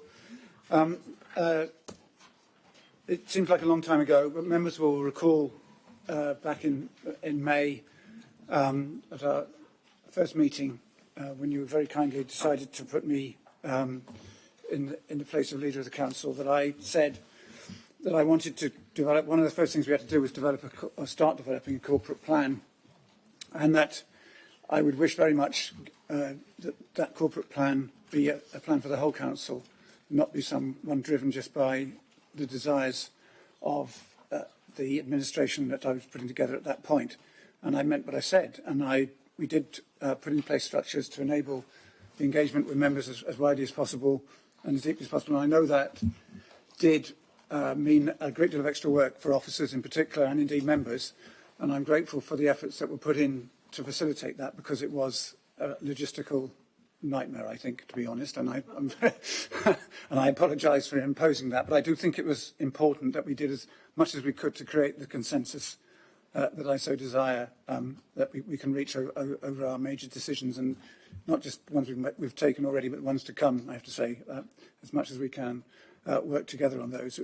It would be much better if we can find full council positions and solutions, rather than ones driven through by either a majority or a small majority, and leaving a lot of members unhappy at the time. So I've never believed in the tyranny of the majority, and we don't have a majority anyway. So it's really, really important that that we work together. And so I'm really pleased that we've got us to this point, a full nearly 12 months later, where at last we can place the corporate plan and strategic equalities plan, which now come together as one, in front of the council for your approval and comment. So my sincere thanks go to all those involved. I must say it's been quite a journey, and it has to be done at the start of each council. And up to this point, we've been working to the corporate plan of the previous council, Vision 2025, within the framework of that, and gladly so. But now it's time to refresh and start again with a new plan, which will take the council in a different direction, slightly different direction, in the next few years and into the next council. This is an important document. It will guide the way that officers deliver services. It will guide the strategic policy direction of the council. These corporate plans, some people wonder what they're for, how much value do they have, but they do have immense value and influence. So this is an important moment and an important debate to have. And I hope members can, despite their exhaustion after our efforts of this morning, will find time to be able to engage. I'm particularly grateful to Emma Palmer and her team, but also to the members of the Cabinet and the wider Council for your efforts. I don't particularly wish to say much more than that, because when it comes to the drafting of this corporate plan, I've had little or nothing to do with. It is very much fallen on the shoulders of the Deputy Leader of the Council and Councillor Jake Berriman, sitting at the far end over there, who have put in immense amount of hours and effort into working with officers to draft this. So, and I pay tribute to them for their efforts, because they are very considerable. And I'd particularly, at this point, like to invite Jake to start with, and then Matthew to sum up, to introduce this report and the plan for your consideration. Thank you, Jake. Thank you for your kind introductory words, Leader. I very much welcome the new Corporate and Equalities Plan. It represents a culmination of a team effort and sets a new, stronger, fairer, greener direction for Powys Council and the communities of Powys. I've been involved in the production of many such plans over my career, each one unique to the demands of the time and the circumstances facing the organisation. Now is not the time for motherhood and apple pie, for false hopes and promises. Now is a time for careful and considered responses to the pressing issues we face. The climate and nature emergencies, the loss in confidence in public office and the pervasive cost of living crisis, which is asphyxiating public services and leaving people everywhere with a sense of injustice and powerlessness. Our Corporate and Equalities Plan has not been plucked out of the air. It is based on sound research and data to make sure that our ideas are based on the evidence from documents like our Powys Wellbeing Assessment, and our plans can be realised. By doing this, we have focused on what is needed and what matters most to people, so that we can prioritise on how we use our limited resources wisely. Councillor Matthew and I have worked extensively with members from across the Chamber to draft, test and refresh our collective thoughts on what Powys' priorities should be, to imagine a better future for Powys communities and to plan how to get there. We then asked the people of Powys for their thoughts using our online engagement survey, which was available during December 22, with responses considered before finalising the content of this final plan. I have used every opportunity to engage with the drafting of this strategic plan for Powys, so that I may personally own responsibility for it, as I hope that all members will own the plan for themselves, given that it is a product of our shared labour. We are now familiar with the three simple objectives which tie back comprehensively to the government's important 7 wellbeing goals as we seek to deliver sustainable outcomes now and for future generations. But as we follow the golden thread of equality through this plan, making fairness central to everything we do, I just want to underscore Powys Council's ambition that by 2027 we will be stronger. We will become a county that succeeds together, with communities and people that are well connected socially and are personally and economically resilient. Fairer. We will be an open, well-run council where people's voices are heard and help to shape our work and priorities, with fairer, more equal access to services and opportunities. We will work to tackle poverty and inequality to support the well-being of the people of Powys. Greener.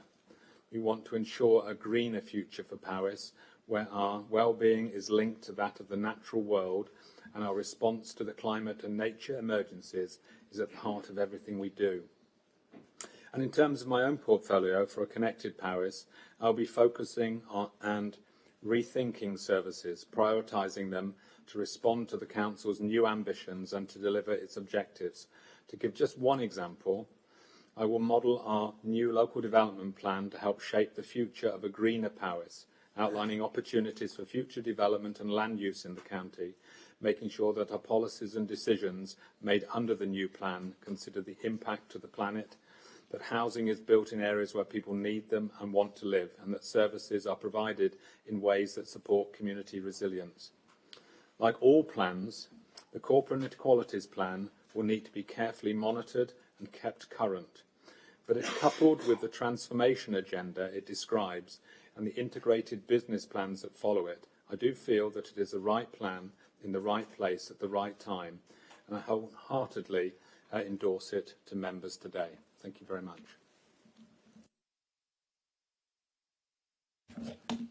Thanks, Chair. Thanks, Councillor Berriman, for that. The new Corporate and Strategic Equality Plan is presented to you for the first time in support of our new ambition, as you've heard, to build a stronger, fairer, greener Powys. It introduces the 3 corporate objectives that are core to its aim. They are that we will improve people's awareness of services and how to access them so that they can make informed choices. We'll provide good quality, sustainable employment and training opportunities whilst pursuing real living wage employer accreditation. And we'll work to tackle poverty and inequality to support the well-being of the people of Powys. The plan has been developed using the priorities of the Progressive Partnership Agreement, which was presented to Cabinet in May 2022. Since then, the Cabinet and indeed the whole Council have collaborated with colleagues from across services and within the Democratic Chamber to determine the priorities for this new corporate plan. Our engagement and consultation, as you've heard, took place in December 22, and feedback from those activities was considered in developing the plan further. The publication of this plan, scheduled for April 23, will ensure that we meet our statutory obligations set out in the Wellbeing of Future Generations Wales Act 2015. These require the Council to implement wellbeing objectives, and we will ensure that we meet our statutory obligations under the Government and Elections Wales Act 2021 and the Equality Act 2010. I think the plan describes how services throughout the Council have developed and are refining their integrated business plans in conjunction with the new corporate objectives and actions as detailed in your agenda packs. The integrated business plans clearly set out the actions that each service needs to take and the resources required to achieve our corporate objectives. I think we all share the ambition of building a stronger, fairer and greener Powys. I think the plan gives us the tools in order to follow through on that and certainly helps us align our resources following the budget decision earlier in this meeting. It's clear to me that the ambitions and the measures in the plan are challenging, but I think they're achievable if we put all of our weight behind them. And I think it's important that we do test ourselves to deliver better for the people of Powys. I'm satisfied that this plan enables us to do that, and I hope that you will be able to support it too. Thank you. Thank you very much. Can I have a proposal second so we can open the debate, please? Proposed, seconded. Thank you, Councillor Matthew and Councillor Jake Berriman. Members, any comments, questions?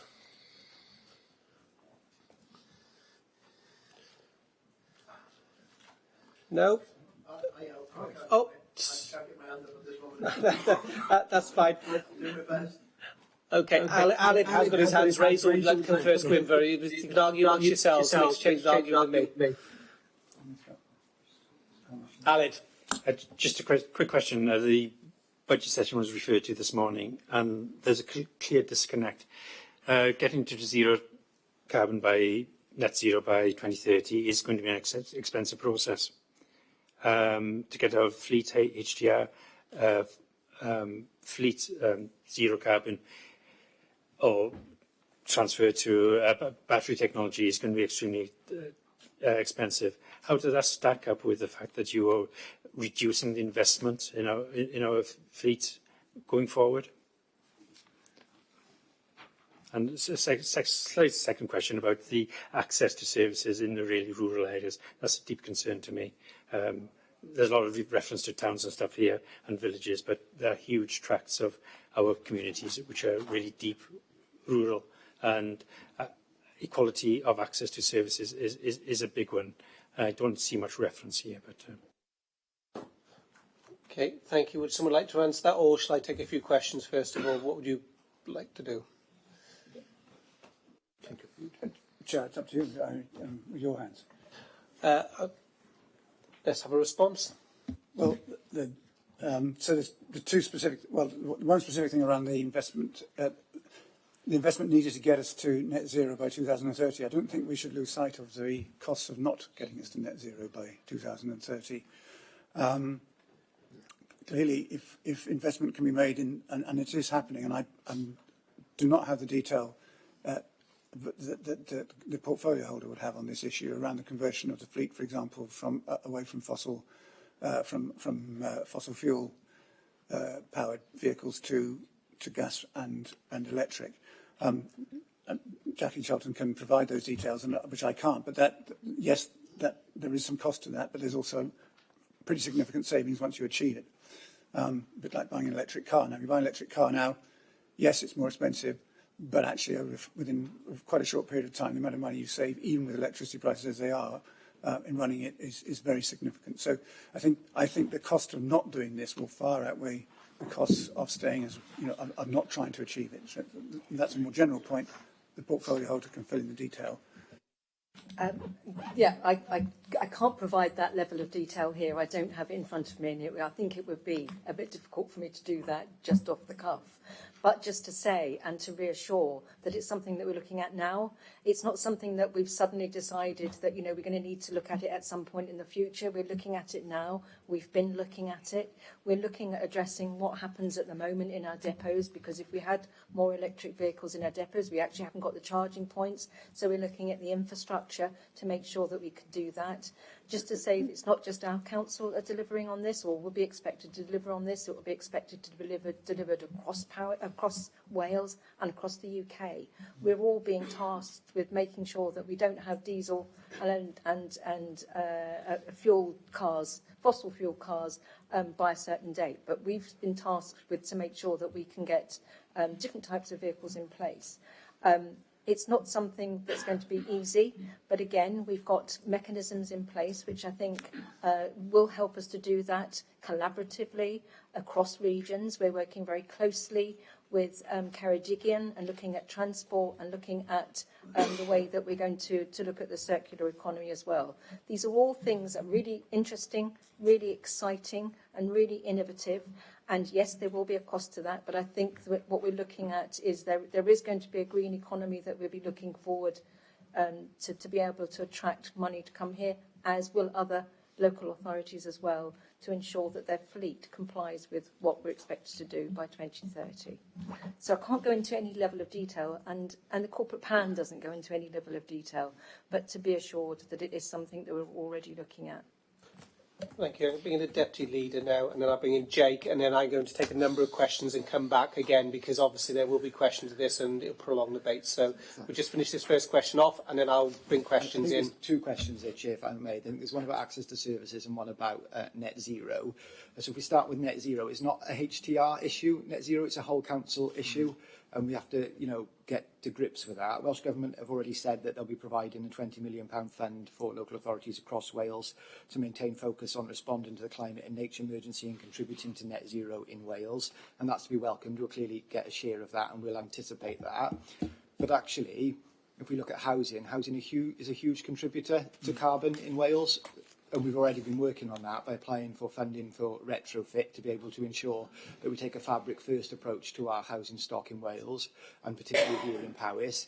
And when we're building new houses, we've been building passive house homes in Clyro, we've been building homes in Maes Maindy in Brecon with solar panels on them.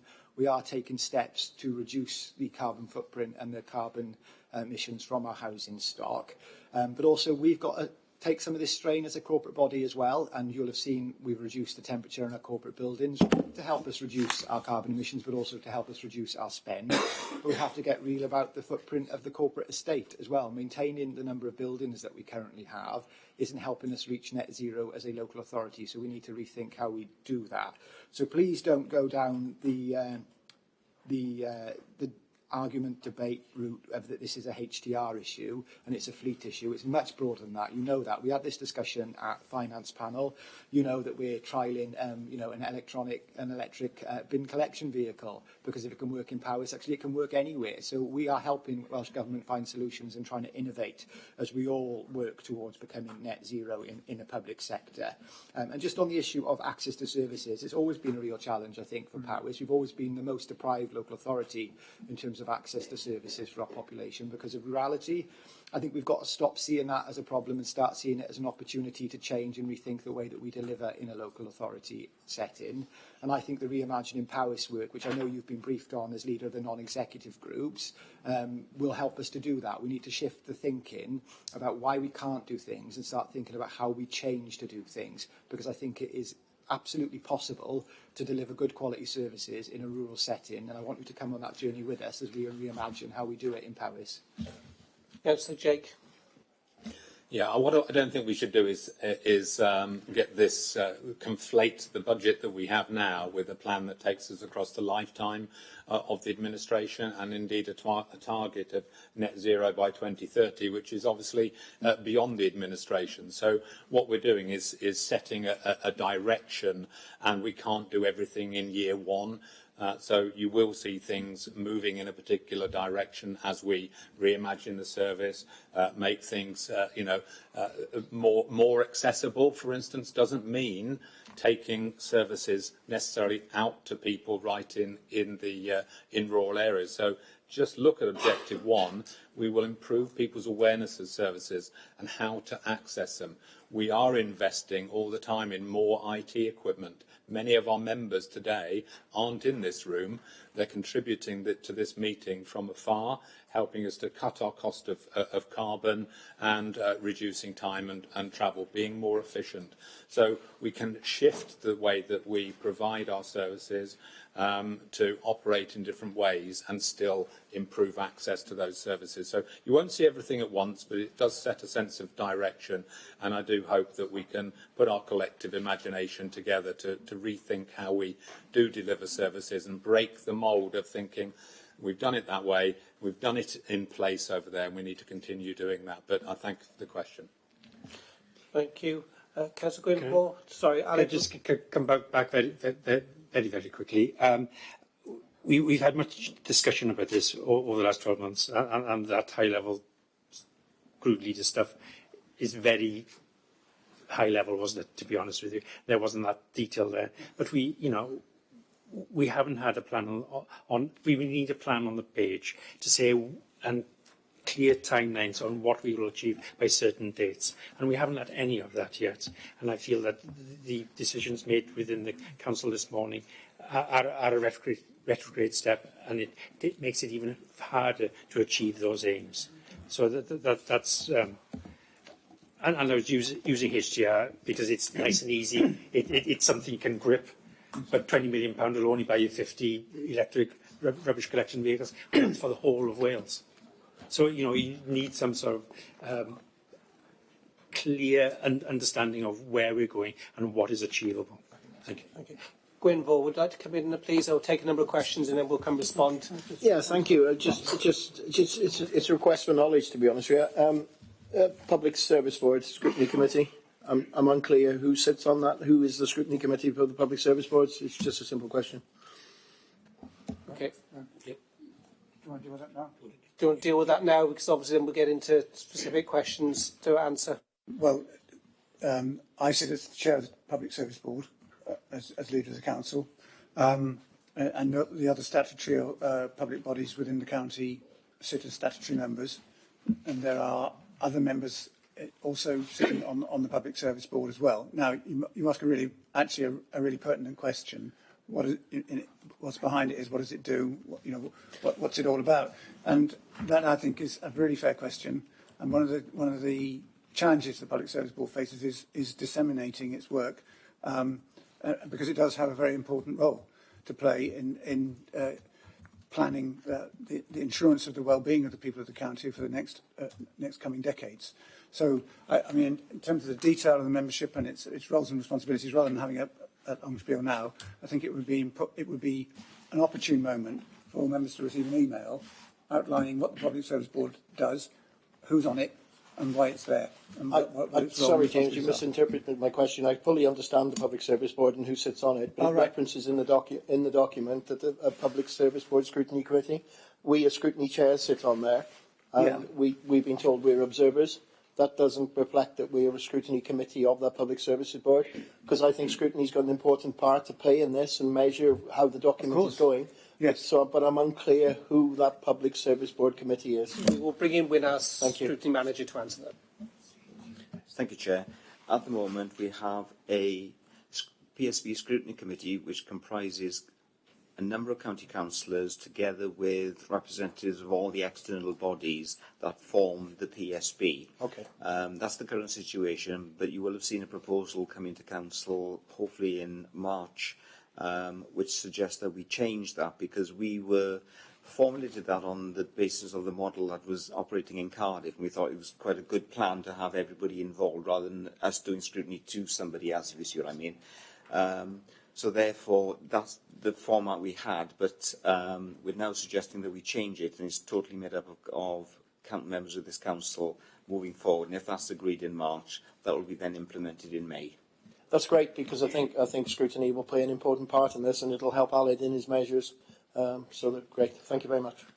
Angela, next please. Thank you, Chair. Yeah, I think this is a really exciting document. I know it's very strategic and it doesn't really go into detail, but the environment is really important to me. And we as a council have made our declarations to the climate and the nature emergencies. And I think that we can use this document. This document can impact what we do in the council, and what we already do will influence this document going forward. So there's a two-way thing there. I really like the things it makes. So the comment there that we're going to make sure that people's awareness of the services and how to access them, I think that is so important and so key. And Matthew mentioned earlier the cost of living hub, and I'm so proud of that, because all of the things listed in that hub are things that the council has always done. But people didn't know. Even councillors didn't know that those facilities are there. It was just bringing it all together. So I think this is what this is about. It's bringing lots of things together, not looking at things in isolation, and looking how they impact on all areas of our lives, because that's what it's all about at the end of the day. And there is a saying, isn't there? If you keep doing what you're doing, you keep getting what you're getting. And we've heard here about the challenges in people's lives in Powys. And I've got kids. I hope I'll have grandkids one day, but you know, they're on the way, hopefully. I want a vibrant economy. I want lovely centres where my family can live, where I can grow old, with all the facilities to hand. And we can't afford it. And Bev talked about our leisure centres. And I'm going to keep fighting to keep mine open. I'm after you, David Selby. You know, it's happening. We all want our libraries. We want these facilities. So we have got to do it differently. We've got to do it differently, haven't we? And I think Jeff has made the best point here today. We've got to change, and we've got to change quickly. And I think that's cross-party. So, yeah, I'm excited. I think there's an opportunity here. Thank you. Councillor William. Thank you, Chair. how do you follow that? I just wanted to commend this plan, and particularly the work that Councillor Jake has done in promoting it, but also the work that I saw evidence of in the recent Child Poverty Conference, and some of the issues there that were brought together very powerfully, particularly the issue around access to services. And it was really good to see in the Bevan Foundation, for the first time that I've been aware, contributing, one of the specialist think tanks and centres of research actually committing to the debate and to better policy making in the county. My question actually relates to issues that Councillor Gwynfor raised, and very usefully, because this plan due for publication in March comes just a few weeks after the Brecon Beacons National Park has adopted Future Banai, which is its own management plan for the coming period. Again, how to address these massive Welsh, UK, European and global issues. And what I'd like to understand is how we can work more effectively together across these agencies. Some of them are coterminous with with this authority, such as the Health Board, others such as the National Park, Midwest Wales Fire Authority, Dyfed Powys Police, have got different boundaries, and it's very, very challenging to achieve effective coordination, particularly at a time when resource is tight. Clearly, the public service boards are an important vehicle there, and it sounds as though we're going to have a refresh for all members as to how they work. But how can we intensify that work so we get better value for the Welsh pound, but also more effective delivery of these critical services in tough times? Thank you. Thank you very much. Councillor Adam is next. There's no one else indicated, so I will be looking then to come back for responses from the Cabinet members and go to the vote. So, Councillor Adam, would you like to come in, please? Thank you, Chair. I just wanted to offer a bit of reflection as a new councillor, having knocked on the doors and heard lots of conversations around the potholes and access to health services and education and housing. The common theme that struck me from the doorstep was the disconnect between our residents and the services that the council provides. So I've been mightily heartened, and I will come to the challenge in a minute.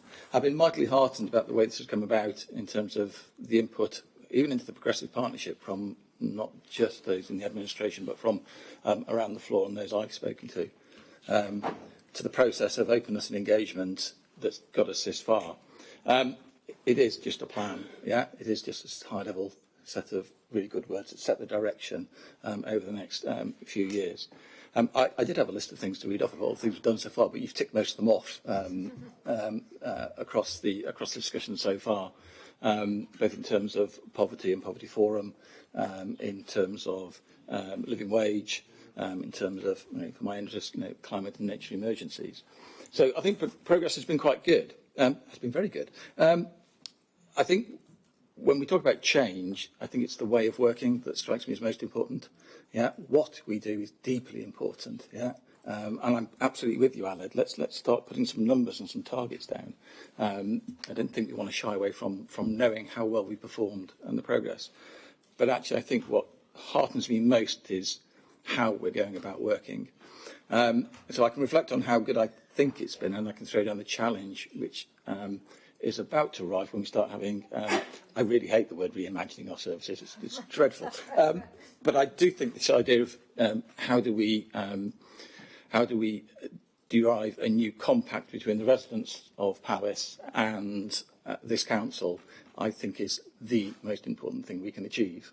I think that falls on every single member as a two-way communicator, not only from the residents into the council, but from the council out to our residents. Yeah, I think that is our challenge. I think I'm going to throw in the word co-production. I think the idea of how do we collectively harness the collective intelligence of our communities, yeah, becomes probably the most important thing we as councillors can do over the next few years to reposition Powys so it is sustainable. Yeah, because goodness knows it's a tricky country to deliver services in the rurality, the poverty, yeah, the challenges, not only the ones we've talked about in terms of inflation, but in terms of climate change and loss of biodiversity. You want my take on it? Will be immense. So let's not rest on our laurels, dear administration and dear councillors. Let's look forward to a year of co-production of new services to put us on the right track. Thank you, Chairman. Thank you very much. Bang on time. We'll now go to Councillor Jake and come back to the portfolio holders. So Councillor Jake, and then we'll be looking to go to the vote. Yeah, I mean, I just wanted to come back on Councillor Williams' point and just to reflect what Councillor Adam said there about, about what we do and about how we do it. And I think that, for me, this plan is about giving ourselves the permission to be different and to do things differently. And just to give you one example about how we can work better together, Councillor William, and by working collaboratively, getting extra value out and saving resources for ourselves. We're working through the Corporate Joint Committee together with Ceredigion and the Brecon Beacons National Park, and have some obligations there to produce strategic transport plans, but also strategic development plans. And I'm chairing a sub-committee trying to take that forward. and you wouldn't believe the blockage that we seem to be having with the Welsh Government over giving us permission around just extending the time of our local development plan here in Powys, so that we can actually concentrate on work around the strategic development plan. We're saying, please just give us permission to be different, to produce something well collectively, and not be dogmatic about having to go through A to get to B. Let's go to B and then think about A again afterwards, if that's the most efficient and effective way to work. So actually, I think our minds are changing, and I think we need to use the imagination, I use that term again here, that we have in Powys to do things differently, and actually take that to the Welsh Government and seek those permissions to innovate and to improve. I think we can do that, and I think this plan just gives us the ability to do that. It gives us the permission to do so. So that's why I like the plan. It hasn't got all the detail to tie us down. It gives us that flexibility to innovate, which I think is absolutely fantastic. Thank you very much. Councillor Matthew, would you like to say anything, or would you like to move this forward? Move forward? You moving it? Yep. Okay, members. As there's no other, we will go to the vote. Sorry, Councillor David. Apologies, Councillor. Sorry. Thank you, Chair. Just to address the concerns around the lack of information regarding the reimagining Powys programme. I did state earlier that it's our intention to hold a workshop sometime next month, late next month, in all probability, which you'll all be invited to. And it's a huge piece of work to change all our services and the way we move forward. So we need all your input. It's not something that we can simply do as a cabinet. We need all your buy-in. We need information from you. We need to build what's currently, as Councillor Arnott said, all the group leaders have as a high-level sort of straw model indication of what the programme will look like. We want to build on that and really get a solid model, then hopefully a roadmap to take us forward. So that'll be in late March, and we look forward to inviting you all to that workshop. Thanks. Thank you very much. Okay, officers, ready to go to the electronic vote, please. Okay, members, it's now in your chat box. You're able to log on and vote, please. As previous, ones who are unable to vote electronically, I'll take verbally.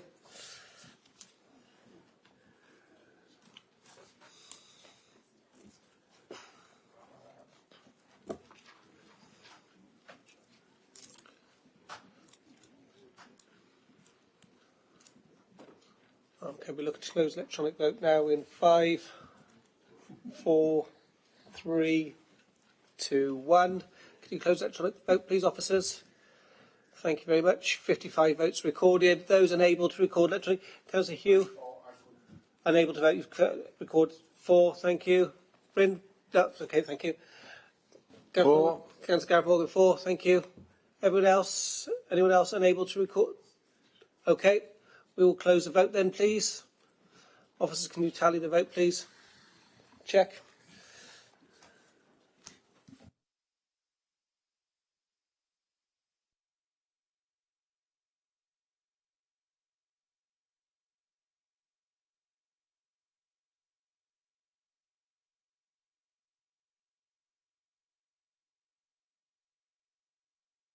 Thank you, Chair. Thank you, members. 54, 0 against, 7 abstain. Total number of votes cast, 57. Thank you very much. That is passed. That concludes our business for today. Before I close the meeting, I'd like to thank officers for their contribution today. I know there's a lot of work gone in the background to pull this meeting together, and also the IT team for support. Thank you. I would obviously wish you all a safe journey home. Obviously, we're back here again next week. For those who are able to attend in the building, obviously, as this week, if you can get here early, please. I'm afraid I won't be here. I will be joining you from online as there's childcare strikes, teacher strikes. So I have a childcare issue. So apologies, but I will see you online. All have a safe journey. Thank you, officers.